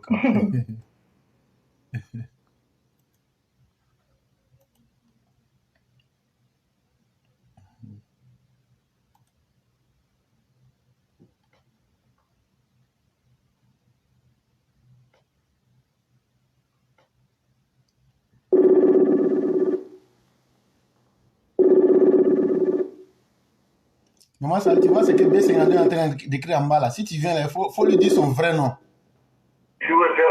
Oui, bonjour, cher frère, comment allez-vous? Bien, oui, je vais très bien. Et vous m'entendez bien? Non, pas vraiment. Bon, je crois, comme je suis en camion de Bluetooth, je vais le désinstaller. Oui. Une minute, là. Voilà. Donc, on va vous laisser. Voilà, c'est bon là. Oui, on va vous laisser rapidement vos 5 minutes. Ok, merci beaucoup. Merci à tout le monde. Merci à tous nos mamans. Merci à tous les IPV. Merci à tous vos collaborateurs qui sont là pour tenir le direct pour qu'il soit efficace. Et je dis merci à Éclaireur. Éclaireur, aujourd'hui, je veux parler des transfuges. Mon sujet, c'est les transfuges. Et en même temps, je vais profiter pour dire à tous les EPV que Éclaireur, il nous a toujours dit depuis 2019 qu'il y a des transfuges. Ne vous trompez pas. Il a répété plusieurs fois sur son direct, ne vous trompez pas. Et dire aux militants du RHDP, du RDR, d'être constants, d'être fiers de eux-mêmes, d'être fiers du président. Il a toujours dit. Éclaireur, moi personnellement, ça m'a beaucoup forgé sur ma position. Je viens pour faire un témoignage. Et depuis là aussi, moi aussi de mon côté, tout mon entourage, j'ai commencé à les galvaniser. Leur dire aussi qu'il y a des transfuges, il faut qu'il y ait de bons discours, mais derrière, il y a le coup fatal qui va arriver. Ne vous trompez pas aussi, vous allez voir un jour. Et c'est ce que nous sommes en train d'assister aujourd'hui. Et je suis très fier de l'éclaireur et de tous les EPV. Je suis très fier de vous. Grâce à vous aujourd'hui, les militants, ils voient la vérité et ils voient en réalité tout ce que vous aviez dit il y a 5 ans, 6 ans en arrière. Et je vais profiter pour dire aussi à tous nos militants, à tous les militants du RHDP, que c'est maintenant 2025 commence. Nous sommes déjà d'être solidaires et d'être sur la même ligne donc, pour soutenir le président Alassane Ouattara. Et les transfuges, ne vous laissez pas embobiner. Ils sont encore là. Ne vous laissez pas embobiner. Nous devons rester constants, directs, derrière le président comme un seul homme, jusqu'aux élections finales. En tout cas, éclairé, pour moi ce soir, c'est ce que je voulais dire, pour vous dire merci encore une fois, et merci à tous vos collaborateurs de continuer le travail, toujours dans ce que vous faites. Et que Dieu vous bénisse, et que Dieu bénisse tous nos mamans qui viennent soutenir le direct. Je vous remercie. Vraiment, merci. Merci à vous-même, parce que le message que vous dites est puissant. Et le message que vous dites, c'est clair comme l'eau de roche. Merci. Nous ne sommes pas des dieux, mais même hier soir comme ça, il y a quelqu'un du RHDP qui m'a appelé et dit, bon, qu'est-ce qui va se passer dans l'avenir? Il m'a dit, fais un travail, dis-nous ce qui peut se passer avant 2025, jusqu'en 2025. Oui. Il a dit, mais je n'ai même pas besoin de faire un travail. J'étais au travail. Je lui ai dit, bon, voilà ce qui va se passer. Oui. Il dit, voilà les différents scénarios qui vont se passer. Donc, à vous-même de les analyser et de vous mettre du bon côté. C'est tout. C'est ça. En fait, ce qu'on veut vous dire ici, c'est simple. On peut faire de la réflexion par anticipation. Quand on connaît déjà les éléments du puzzle, on peut les placer dans plusieurs scénarios. Et si? La question débute toujours, et si? Et si? Et chez les PV, habituez-vous toujours à ça. Même quand vous avez déjà la solution à un événement, dites-vous, et si les choses se passaient autrement, qu'est-ce que je fais? C'est très important. Tu fais ça dans la vie personnelle. Ah, je m'entends bien avec ma femme aujourd'hui, mais et si un jour les choses devraient mal se passer? Ah non, je ne suis pas aujourd'hui en accord avec telle personne, mais et si un jour, est-ce qu'il faut couper les ponts? Quand tu inclus ça dans ta vie, ça t'aide beaucoup à anticiper sur les événements. Et ça, je recommande ça au EPV, que ce soit dans vos vies privées, dans vos vies professionnelles. Posez-vous toujours cette méthodologie-là. Vous allez voir que vous êtes toujours en avance sur les événements. Et parce que quand tu ne réfléchis pas profondément sur les événements, quand ça te surprend, tu es perdu. Tu improvises. Or, l'improvisation est le meilleur ennemi de l'homme. Tu penses que c'est ce qui t'arrange, mais c'est ce qui est en train même de t'enfoncer en plus. C'est ça. Et donc, le président Ouattara, vraiment, nous autres, la dignité du président Ouattara. Et puis, aujourd'hui, quand on explique, partout où il est, le nom de la Côte d'Ivoire est élevé. Nous, on ne peut pas trahir ce président-là. On ne peut pas. Jamais. Et c'est pourquoi nous, là, quand on a quelque chose, on ne met pas d'intérêt. Souvent, moi-même, là, je lime les gars et puis j'appelle au bureau. Je dis, ah, j'ai mal parlé. Il dit, hé, il faut continuer à faire ce que tu as à faire. Souvent, là, quand on sort ici, on sort mal, hein. Ah ouais? Mais quand on finit là, toi-même, tu es là, tu dis, bon, on a insulté aussi nos parents, là, hein. Mais quand tu les appelles, il dit, il faut continuer ton travail. Oui, éclairé. Ça veut dire que c'est des gens qui sont ouverts. Éclairé, je vous coupe, hein. Tu sais, au début, même moi, j'avais du mal à comprendre un peu ton langage. Mais au fur et à mesure, en venant toujours sur le direct, j'ai compris qu'il y a un gros enseignement dans tout ce que vous dites. Et je peux même vous avouer que, hormis même la politique, j'apprends beaucoup. J'apprends beaucoup sur cette plateforme, même dans la vie courante. Je vous le jure. Franchement, pour ça aussi, personnellement aussi, moi-même aussi, ce que je viens d'apprendre ici, je vous dis merci. Merci beaucoup pour le peu que je prends ici, là, sur la plateforme Éclairé Pauvreté, là, pour ajouter sur ma petite connaissance. Merci beaucoup. Mais c'est avec tout le monde qu'on apprend. Par exemple, quand le père Koulibaly vient, qu'il parle, qui peut dire qu'il n'apprend pas quelque chose? C'est vrai. Et chacun des EPV ici, vous voyez souvent, maman, Ouragan parle.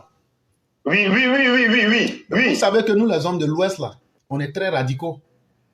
C'est ça. Mais quand elle parle, les gens ne prennent pas le temps de mettre les pièces ensemble. Elle vient pour dire Les pièces voilà. parce qu'elle vient un peu en cours de façon là. Voilà. Mais les gens ne prennent pas le temps. Quand elle parle là, elle est en train de dire bon, voilà, c'est qu'on dit de l'autre côté. C'est ça. C'est ça, elle met un morceau pour laisser les gens réfléchir. Oui. Et vous allez voir que j'ai vu ça. Voilà, chaque personne qui vient ici a une particularité. Et c'est ça aussi qui fait la richesse. Quand par exemple, le doyen Bagayoko vient parler, oui. Je ne sais pas si tu as toujours remarqué. Si. Le doyen ne parle jamais. Bien, ouais. Le doyen utilise la première personne, le premier pronom personnel.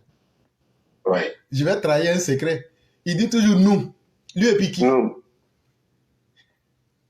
Lui et puis qui? Quand il dit nous là, c'est toi et puis quelqu'un. Mais qui? C'est ça. Les hommes intelligents doivent réfléchir et comprendre beaucoup de choses. Quelqu'un qui parle avec le pronom personnel nous. Vous devez comprendre que ce que vous devez comprendre. C'est ça. Mais quelqu'un qui parle toujours je, on connaît aussi à quel type de personne on a affaire. C'est ça. Et c'est pourquoi nous disons au EPV, tout ce qui est dit ici, là, même quand tu n'aimes pas, il faut prendre un peu de temps. Il faut te laisser un peu de temps. Et puis, il faut regarder ce qui va se passer. C'est ça.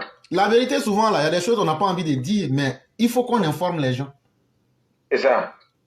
Et il faut qu'on trouve les solutions. Qui a parlé ici, quand on nous a mis sur la liste grise, là, qui est sorti ici pour attaquer le gouvernement? C'est nous? Oui, c'est nous, ouais. Mais après, on a proposé la solution.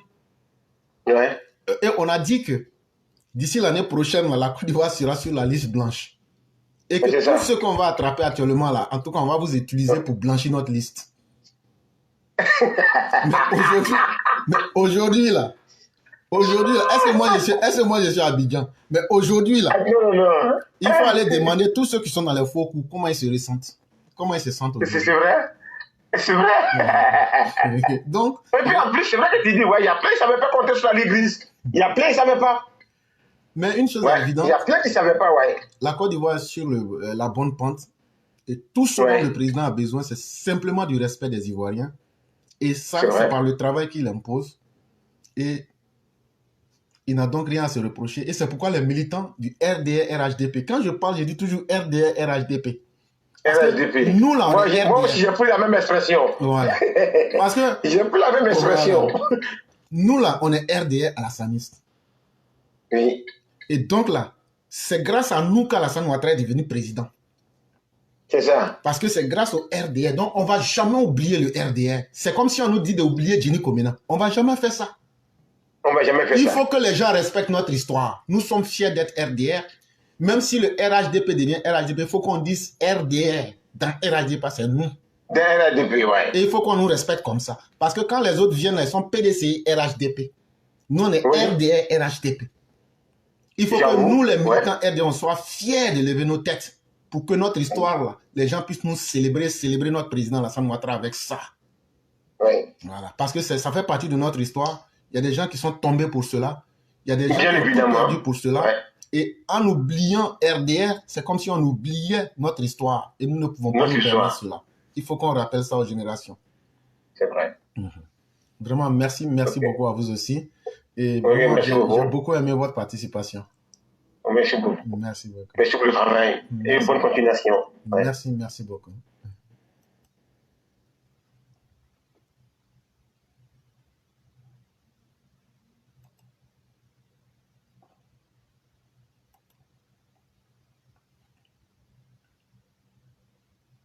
Il y a le père Amadou Kiki qui est là, que nous saluons, un digne combattant du RDR. Cher père, vous avez tous nos respects et merci d'être avec nous ici. Et merci infiniment. Et Juma Moubarak à tous les musulmans du monde. Allô? Bonjour, professeur. Bonjour, élève. Comment allez-vous, cher mère? Comment vas-tu? Je vais très bien, cher mère. Vous-même? Alhamdulillah, et la famille? La famille va très bien. Et de votre côté? Alors? I say, I hope you ate some turkey yesterday. I did, but at work.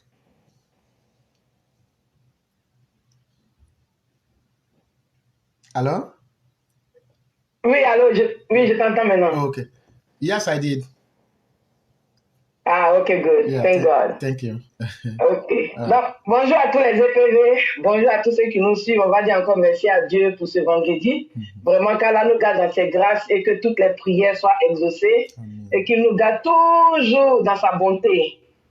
L'éclaireur, vous avez touché un côté aujourd'hui, hein, mes enfants de Baka. L'éclaireur, c'est un secteur où, quand moi je vais à Abidjan, c'est là-bas que je fais mes sacrifices. Oui, c'est là-bas que je donne aux enfants bénis. L'éclaireur, quand moi je prends Baka là, c'est que je suis prête à faire des sacrifices. Parce que quand les apprentis là sont tellement mal élevés que quand tu vas croiser quelqu'un qui est bien élevé là, donne-lui ce que tu peux. Moi, c'est ce que je fais quand je suis à Abidjan. Pour dire quoi? C'est un secteur qui fait tellement, normalement, c'est un secteur mais qui devait être béni. Parce que le travail qu'ils font là, c'est le pauvre misère de fait.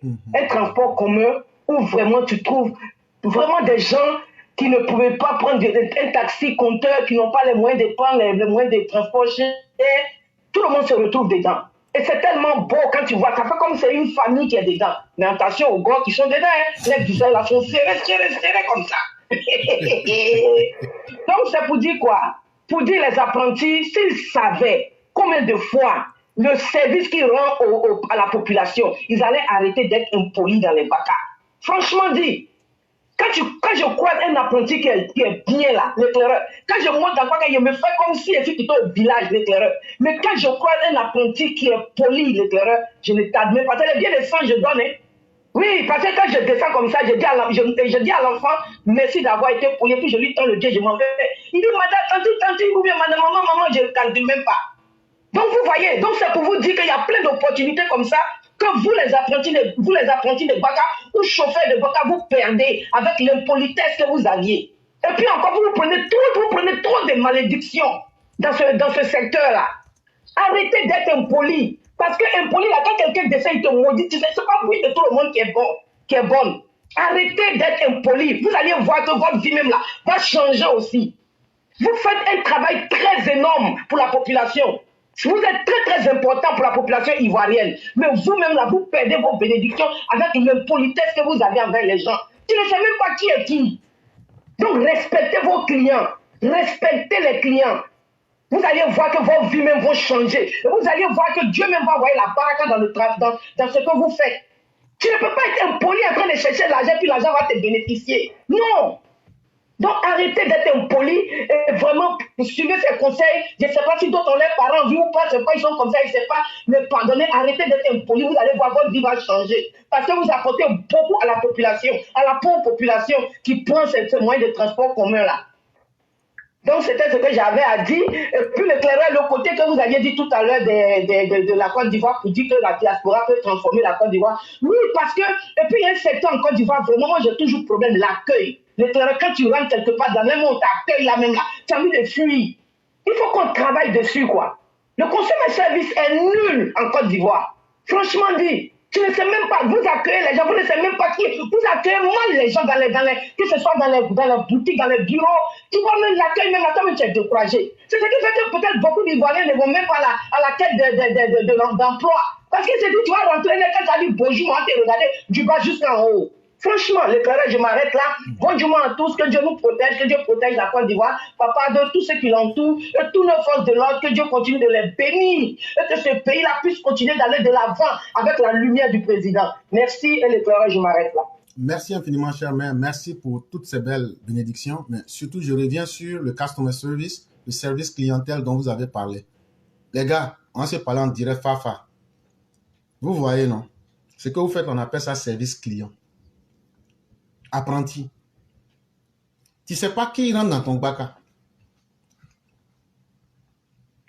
Même chose comme les taximètres. Vous ne savez pas qui rentre dans vos voitures là. Souvent là, il y a des babatiers qui rentrent dedans. Ils sont bien, ça ne fait rien. Vous ne savez pas, c'est pas seulement Baka ils veulent prendre. Hein. Ça là, si vous vous comportez bien là, il peut vous enlever dans l'affaire. Pensez à ça, sciencez à ça.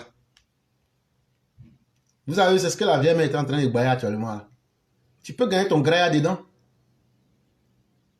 Mais tout ça là, c'est comment tu vas maniérer à faire là. Donc, tout est dans vos mains. Les styles de Vodo, de Vogo, avec les mauvaises sciences, là, c'est quelque chose, à un moment, là, tu fais comment pour trouver ton chemin dans la vie. Ça, là, être apprenti baka, là, c'est pas une malédiction. Mais c'est si toi-même, tu te comportes en maudia, là, que ça va être collé dans ta vie. Si tu te comportes bien, là, il y a quelqu'un qui va te voir. Ah, mais lui, là, n'est pas comme les autres. Et puis, ton sababou va jazzer en même temps là-bas. Donc, nous, on n'est pas contre vous, hein. Non. Vous êtes nos gars, même, on se connaît entre nous. On est ensemble. Mais si on n'a pas voulu le bien pour vous, là, on ne peut pas souhaiter votre malheur. Donc, là, on est obligé de vous dire la vérité. Comportez-vous correctement. Respectez les clients. Ceux qui vont faire ça, là, un jour, là, vous allez dire, il y a un Moro Fantomas qui m'avait causé de ça. Mais quand j'ai essayé, là, ça joue. Sinon, les déboîtements des fausses sciences, là, ça ne gamme pas. Ça ne va pas loin aussi. Je crois que si on se parle quand vous avez compris, on est ensemble. Donc, chers mères, c'est ce que je voulais dire aussi. Est-ce que ceux qui ne sont pas ivoiriens n'ont pas compris, mais nous, on se comprend nous. Donc, on va excuser, mais on se comprend très bien et le message passe quand c'est comme ça. Donc, Tony, parlez à tous nos gars. Parlez à tous nos gars. Vous-même, vous savez qu'on est ensemble. Depuis le Djassa, pour arriver à la gare routière, et dans les moments, on est toujours ensemble. On ne peut pas vous abandonner. Mais il y a des sciences là, ils n'ont qu'à se revoir aussi. Donc, c'est ce que je voulais ajouter, chère mère, et vous dire merci. Et moi-même, j'aime beaucoup prendre les baka, parce que moi, j'aime véritablement vivre les choses dans leur réalité. Et souvent, tu vois des petites scènes. Mais c'est ça l'éclairage. Voilà, tu vois des petites scènes qui te font rappeler que vraiment tu es au pays. Et nous autres, on aime ça. Et vraiment, c'est un secteur qui aide beaucoup aussi, ça, il faut le reconnaître. Et il ne faut pas aussi être totalement négativiste. Vraiment, merci beaucoup. Et on va vous souhaiter un excellent week-end et Juma Mubarak. Merci l'éclairage. Mais quand on va au pays, on veut se sentir au pays. Moi-même, j'aime pas les grands restos. J'aime les petits pots comme village là. Oh non. Et c'est là où c'est la meilleure des choses. Merci l'éclairage. Si je te dis le nombre de numéros que j'ai, Akbaris Koudou connaît.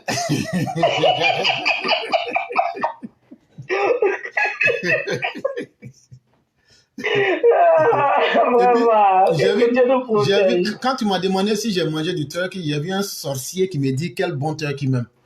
Il faut lui dire que c'est un turkey bio et bon à manger. Et voilà, donc ça, c'est...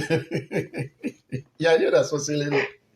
Je veux dire que c'est B52 sur le turkey malade là. Au revoir l'éclairage. Merci.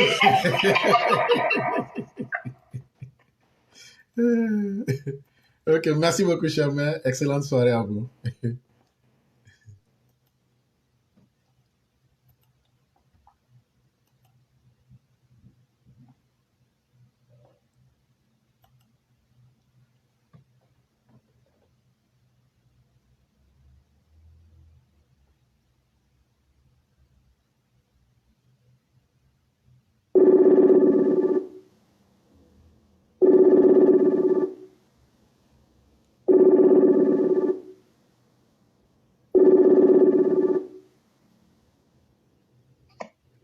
Hello. Bonjour le grand maître, comment allez-vous? Oui, très bien mon éclaireur, comment vas-tu? Oui, grâce à Dieu, tout va très bien. Donc on va vous laisser, super, super. On va vous laisser rapidement vos 5 minutes. D'accord, ça marche. Ah mais qu'est-ce qui s'est passé éclaireur? Dans nos discussions d'octobre, je t'avais dit, attention éclaireur, il ne faut pas que ton type là gagne, hein, parce que s'il gagne, ça va avoir des répercussions négatives sur nos progressions. Mais il a eu quand même une bonne approche des événements mieux que les démocrates. Ah, oui, ça il faut le parce que j'ai pas compris. J'ai suivi du début à la fin. Mais j'ai vraiment pas compris le tournant que ça a pris, quoi. Ça a été vraiment une surprise pour moi. Non, mais pour moi, donc, puisque je ne suis pas chez vous là-bas, je voulais avoir un peu... J'avais déjà expliqué ça. J'avais déjà expliqué ça dès que ça s'est passé. D'accord. En fait, ici aux États-Unis, nous vivons une crise économique c'est seulement que le nom n'est pas dit, mais tout Américain qui rentre aujourd'hui dans un supermarché ressort très frustré. Et donc, vous savez que tout ce qui touche au panier de la ménagère, les gens ne pardonnent pas ça aux États-Unis. De deux, les démocrates ont pensé que les électorats étaient déjà acquis parce que Trump a déjà dirigé en 2016 et 2020 avec les impacts négatifs qu'il a laissés. Les démocrates ont pensé que cela serait suffisant pour interpeller les gens. À se dire non, on ne veut plus revivre dans les mêmes choses que nous avions connues en 2016 et 2020. Et en plus de cela, il y a eu une politique de distanciation avec le peuple. Nous, on a mené la campagne sur les grandes agglomérations, dans les grandes villes où il y a la liberté exacerbée. Alors que Trump, lui, il a choisi l'effet contraire. Il s'est basé sur les valeurs communautaires, la famille, le groupe, et il a joué sur cette fibre-là pour demander est-ce que vous voulez que vos modes de vie soient menacés? Et ça, c'est l'Amérique profonde. Mais dans cette Amérique profonde-là, c'est là aussi que vous retrouvez les pouvoirs financiers qui sont concentrés. Contrairement aux grandes agglomérations où ce sont les business. L'agriculture, par exemple, les business, dans l'Amérique profonde, tu retrouves les agriculteurs, ceux qui sont dans le pétrole, ceux qui ont la main dans le cambouis. Et donc, tout cela, quand tu vas leur dire, est-ce que vous voulez que vos valeurs de société soient menacées? Vous voyez que ces personnes vont vous dire non. Et donc, c'est là qu'il a pu faire, à quelques points, la différence entre nous et lui. Et puis, bon, malheureusement pour nous, il a pu avoir le pouvoir. Ok. Donc, en 5 minutes, Oui, on va vous laisser d'accord. rapidement. Oui. Ok. Bon, en revenant chez nous sur nos réalités, je suis nos activités économiques et les différents forums qui se tiennent, forum panafricain, invitation des grands groupes, des grands sommets de caractère mondial qui attire tous les sachants du monde.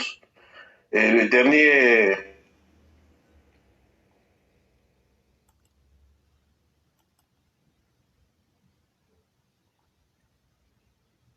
il en ressort que des renégociations vont se tenir par rapport à la distribution de la part de l'État par rapport aux investisseurs. Voilà où on va. Quand tu prends cet aspect-là, quand tu prends l'aspect de la transformation de nos matières premières sur place, surtout le café et le cacao, les investisseurs qui viennent, quand tu prends l'extraction de nos produits miniers et consorts, tu vois que la Côte d'Ivoire est en train de vraiment tendre vers l'industrialisation, qui est l'un des facteurs d'amélioration des conditions de vie de notre pays et de nos concitoyens. Si ça ne s'appelle pas de la vision, je ne sais pas ce que ça pourrait être. Si ça ne s'appelle pas programmer le futur pour le bien-être du pays et des Ivoiriens, je ne vois pas ce que ça peut être. La vision des opposants ivoiriens ne concerne que le bien-être de leurs poches et de leurs proches. Regarde un peu ce qui se déploie en ce moment. Mais ça ne fait que donner de l'espoir. Les travaux tous azimuts ne font que relater cette vision de bien-être des Ivoiriens. Comment se déplacer librement en Abidjan? comment partir d'une ville à une autre aisément. Tout ça en même temps. Quand je reviens un peu sur la renégociation de la part de l'État par rapport aux investisseurs en ce qui concerne le secteur minier, ça a été adopté depuis 2014 et nous sommes en 2024. 10 ans après, il faut des renégociations. Ça n'a pas pu aboutir et je pense que d'ici le 2 décembre, ils ne vont pas trouver de compromis pour trouver un accord. Mais ça montre que l'État de Côte d'Ivoire est conscient du fait que les revenus doivent être augmentés par rapport à notre part, à notre dû, parce que c'est sur notre terre que ça a lieu.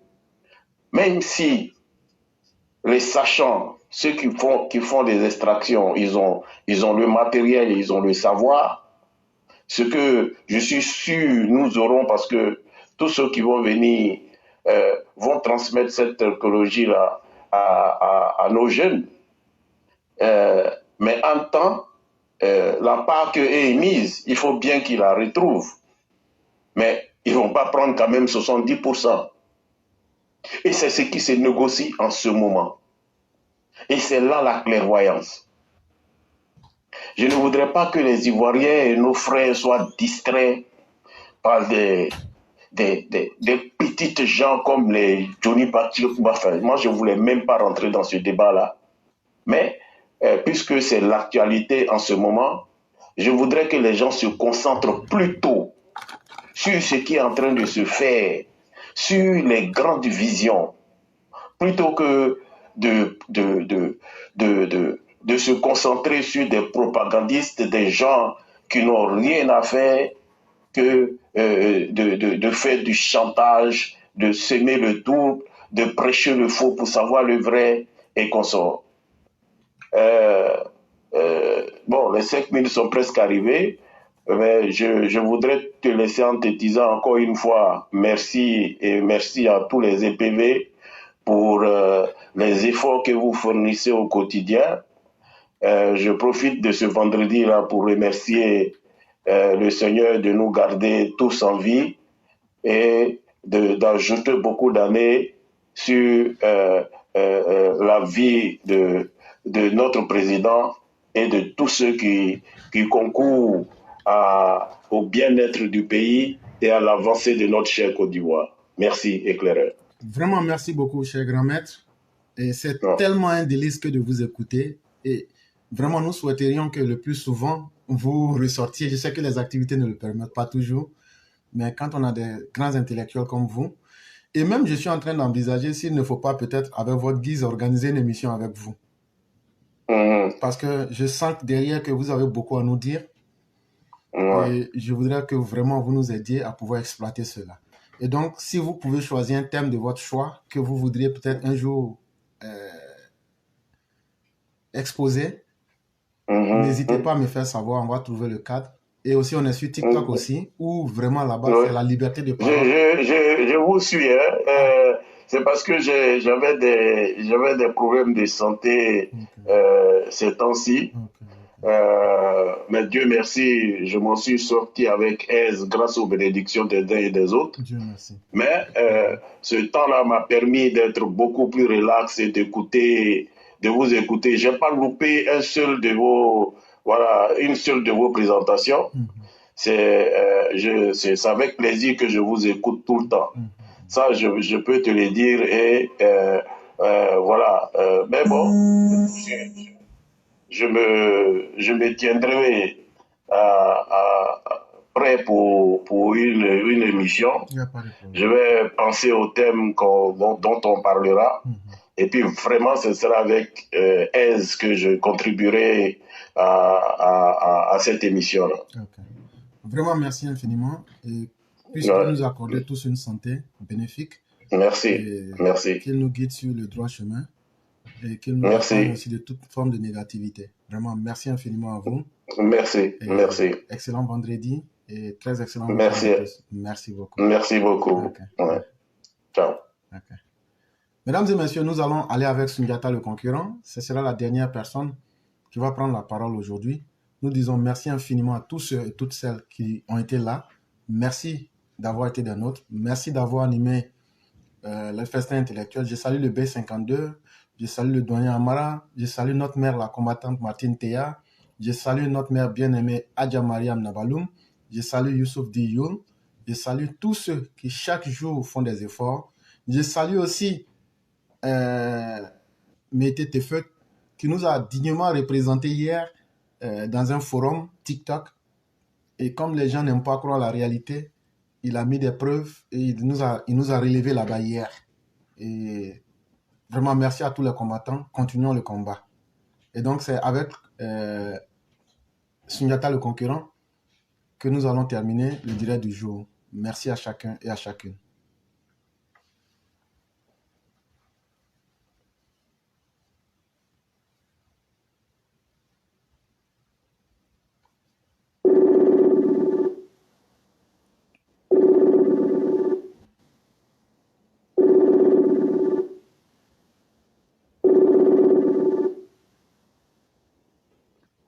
Alors? Oui, Bonjour le concurrent. oui. Bonjour, cher frère. Comment allez-vous? Oui, je vais très bien chez vous. Oui, ça va. Donc, on va vous laisser vos 5 minutes. Et en plus de Alors, cela, je vous remercie de me donner la parole. et 2 autres minutes pour faire la conclusion. D'accord. Ok, merci beaucoup. Merci beaucoup de me donner la parole. Alors, donc, je vais avancer un peu plus vite. Il faut dire que je vais intervenir sur quelques problèmes qui surviennent sur la Y4, qui commence à trouver des débuts de solution, et puis sur aussi l'acquisition des documents, notamment la plaque d'immatriculation et la carte grise pour les motos, pour certains de nos citoyens à l'intérieur du pays. Il se trouve que ces jours-ci, il y a des usagers de la Y4 qui se sont plaints du fait qu'il y a des individus aux pratiques peu catholiques qui fréquentent la Y4 souvent et qui essaient d'agresser les usagers de la route. Il y a un motocycliste qui s'en est plaint et il a dit qu'il a échappé au voleur qui avait une machette en main. Alors, ces jours-ci, nous apprenons que le district autonome d'Abidjan, à travers le préfet de police, a déployé des policiers sur la Y4 pour assurer la sécurité des usagers de la route et pour s'assurer que la circulation se passe dans de très bonnes conditions. Vous m'excusez. Donc, il faut rappeler qu'il est important de mettre un accent particulier sur cet aspect-là. Parce que malheureusement, on constate parfois qu'il y a des voleurs, surtout les gens qui agressent les motocyclistes, qui prennent leur moto, qui profitent de ces situations pour agresser les usagers de la route et plus précisément les motocyclistes. Donc, il est important de rappeler que l'acte que la police vient de poser est vraiment très bon et c'est à saluer. Deuxièmement, la police nationale a annoncé qu'à partir du 1er décembre 2024, il y allait avoir des opérations de contrôle sur toute l'étendue du territoire pour voir si les motocyclistes et les propriétaires de voitures sont en règle vis-à-vis de la loi relativement aux documents, c'est-à-dire la visite technique, la carte grise, la plaque d'immatriculation, le fait que parfois des voitures violent en teintant les vitres teintées et ainsi de suite. Donc hier, lorsque j'ai posté cette information, j'ai eu des appels de certaines personnes en provenance d'une ville de l'intérieur du pays, que je préfère pour le moment taire le nom, où ils m'ont dit comme ça que chez eux là-bas, que pour pouvoir faire les documents d'une moto, que eux, après renseignement, ils ont appris que l'État demande 27 500 francs. Et l'argent est censé être déboursé pour pouvoir faire la plaque d'immatriculation et aussi la carte grise c'est autour de 27 000. Et il y a certains qui ont fait la demande de ces documents, et puis pratiquement en 2021, 2022, 2023, il n'y a pas de suite. Les documents ne viennent pas. Pire, ils affirment que parfois, on leur exige jusqu'à 85 000 francs au lieu de 27 000 francs CFA. Voilà ce qu'ils m'ont donné comme information. Pour le moment, je préfère faire le nom de la ville, mais ce que je veux demander aux autorités compétentes, c'est de mener des enquêtes sur toute l'étendue du territoire.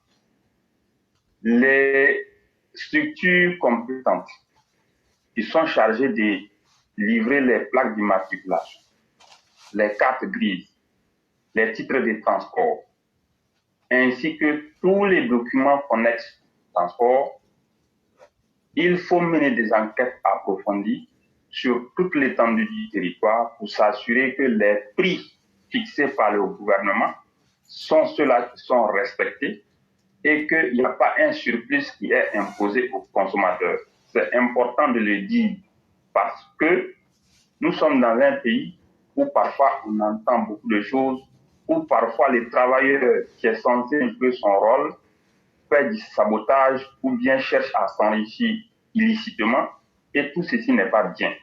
Ceci est parfois jeter le discrédit sur l'autorité de l'État et ce n'est parfois pas bon. Si vraiment le prix des documents afférents pour la moto, c'est autour de 27 500, comment on peut aller demander 85 000 francs CFA? Le restant de l'argent, ça part. On veut en savoir plus. C'est pour cela, j'ai dit, pour le moment, je ne donne pas le nom de la ville, mais il faut que sur toute l'étendue du territoire, les structures compétentes qui sont chargées de livrer tous ces documents-là, il faut qu'on mène des enquêtes pour savoir si effectivement les choses se passent selon les règles de l'État. Donc voici ce que je voudrais dire. Si vous avez quelque chose à ajouter avant la conclusion. Merci infiniment de nous donner ces informations et surtout merci. Et moi-même, comme tu le dis, peut-être en privé, je vais te faire me donner le nom de la ville. On va bien essayer de fouiller dans l'affaire aussi pour voir de quoi il est question parce que ça ne peut pas rester comme ça. Donc, en arrière-plan, quand j'aurai le nom de la ville, on va essayer de mener des enquêtes pour voir réellement parce que, et même s'il faut prendre des agents, et ceux qui ont parlé là, ceux qui ont pris les 85 000 là, s'ils peuvent nous donner des preuves, on va faire poursuivre ces gars-là. Ça, il n'y a rien à faire. On va les signaler à Spatia et au ministère de la Bonne Gouvernance pour que quelque chose soit fait. Il faut que ça cesse. Parce qu'à partir de la ville, je saurai c'est où. Et si on a des témoignages qui sont concordants, en tout cas, ceux qui ont pris de l'argent au-delà de ce qu'ils devraient, en tout cas qu'ils s'attendent à nous, ils vont rendre compte d'une manière ou d'une autre. C'est ce que je peux dire pour l'instant. D'accord. Donc, je vous remercie beaucoup. Nous remercions les uns les autres. Tous les jours, nous sommes ici. Nous faisons de notre mieux. Ce qui peut être fait pour améliorer les choses, nous avons toujours insisté là-dessus. Donc, nous vous demandons de toujours nous faire confiance. Je vous remercie. Portez-vous bien. Excellente fin d'émission à tout le monde. Merci à tous. Que la bonté divine demeure en nous. Merci à vous-même, les concurrents. Et demain, c'est un autre jour. Que Dieu nous permette d'être parmi les vivants et qu'il nous accorde aussi toutes ses grâces et ses bénédictions. Merci beaucoup.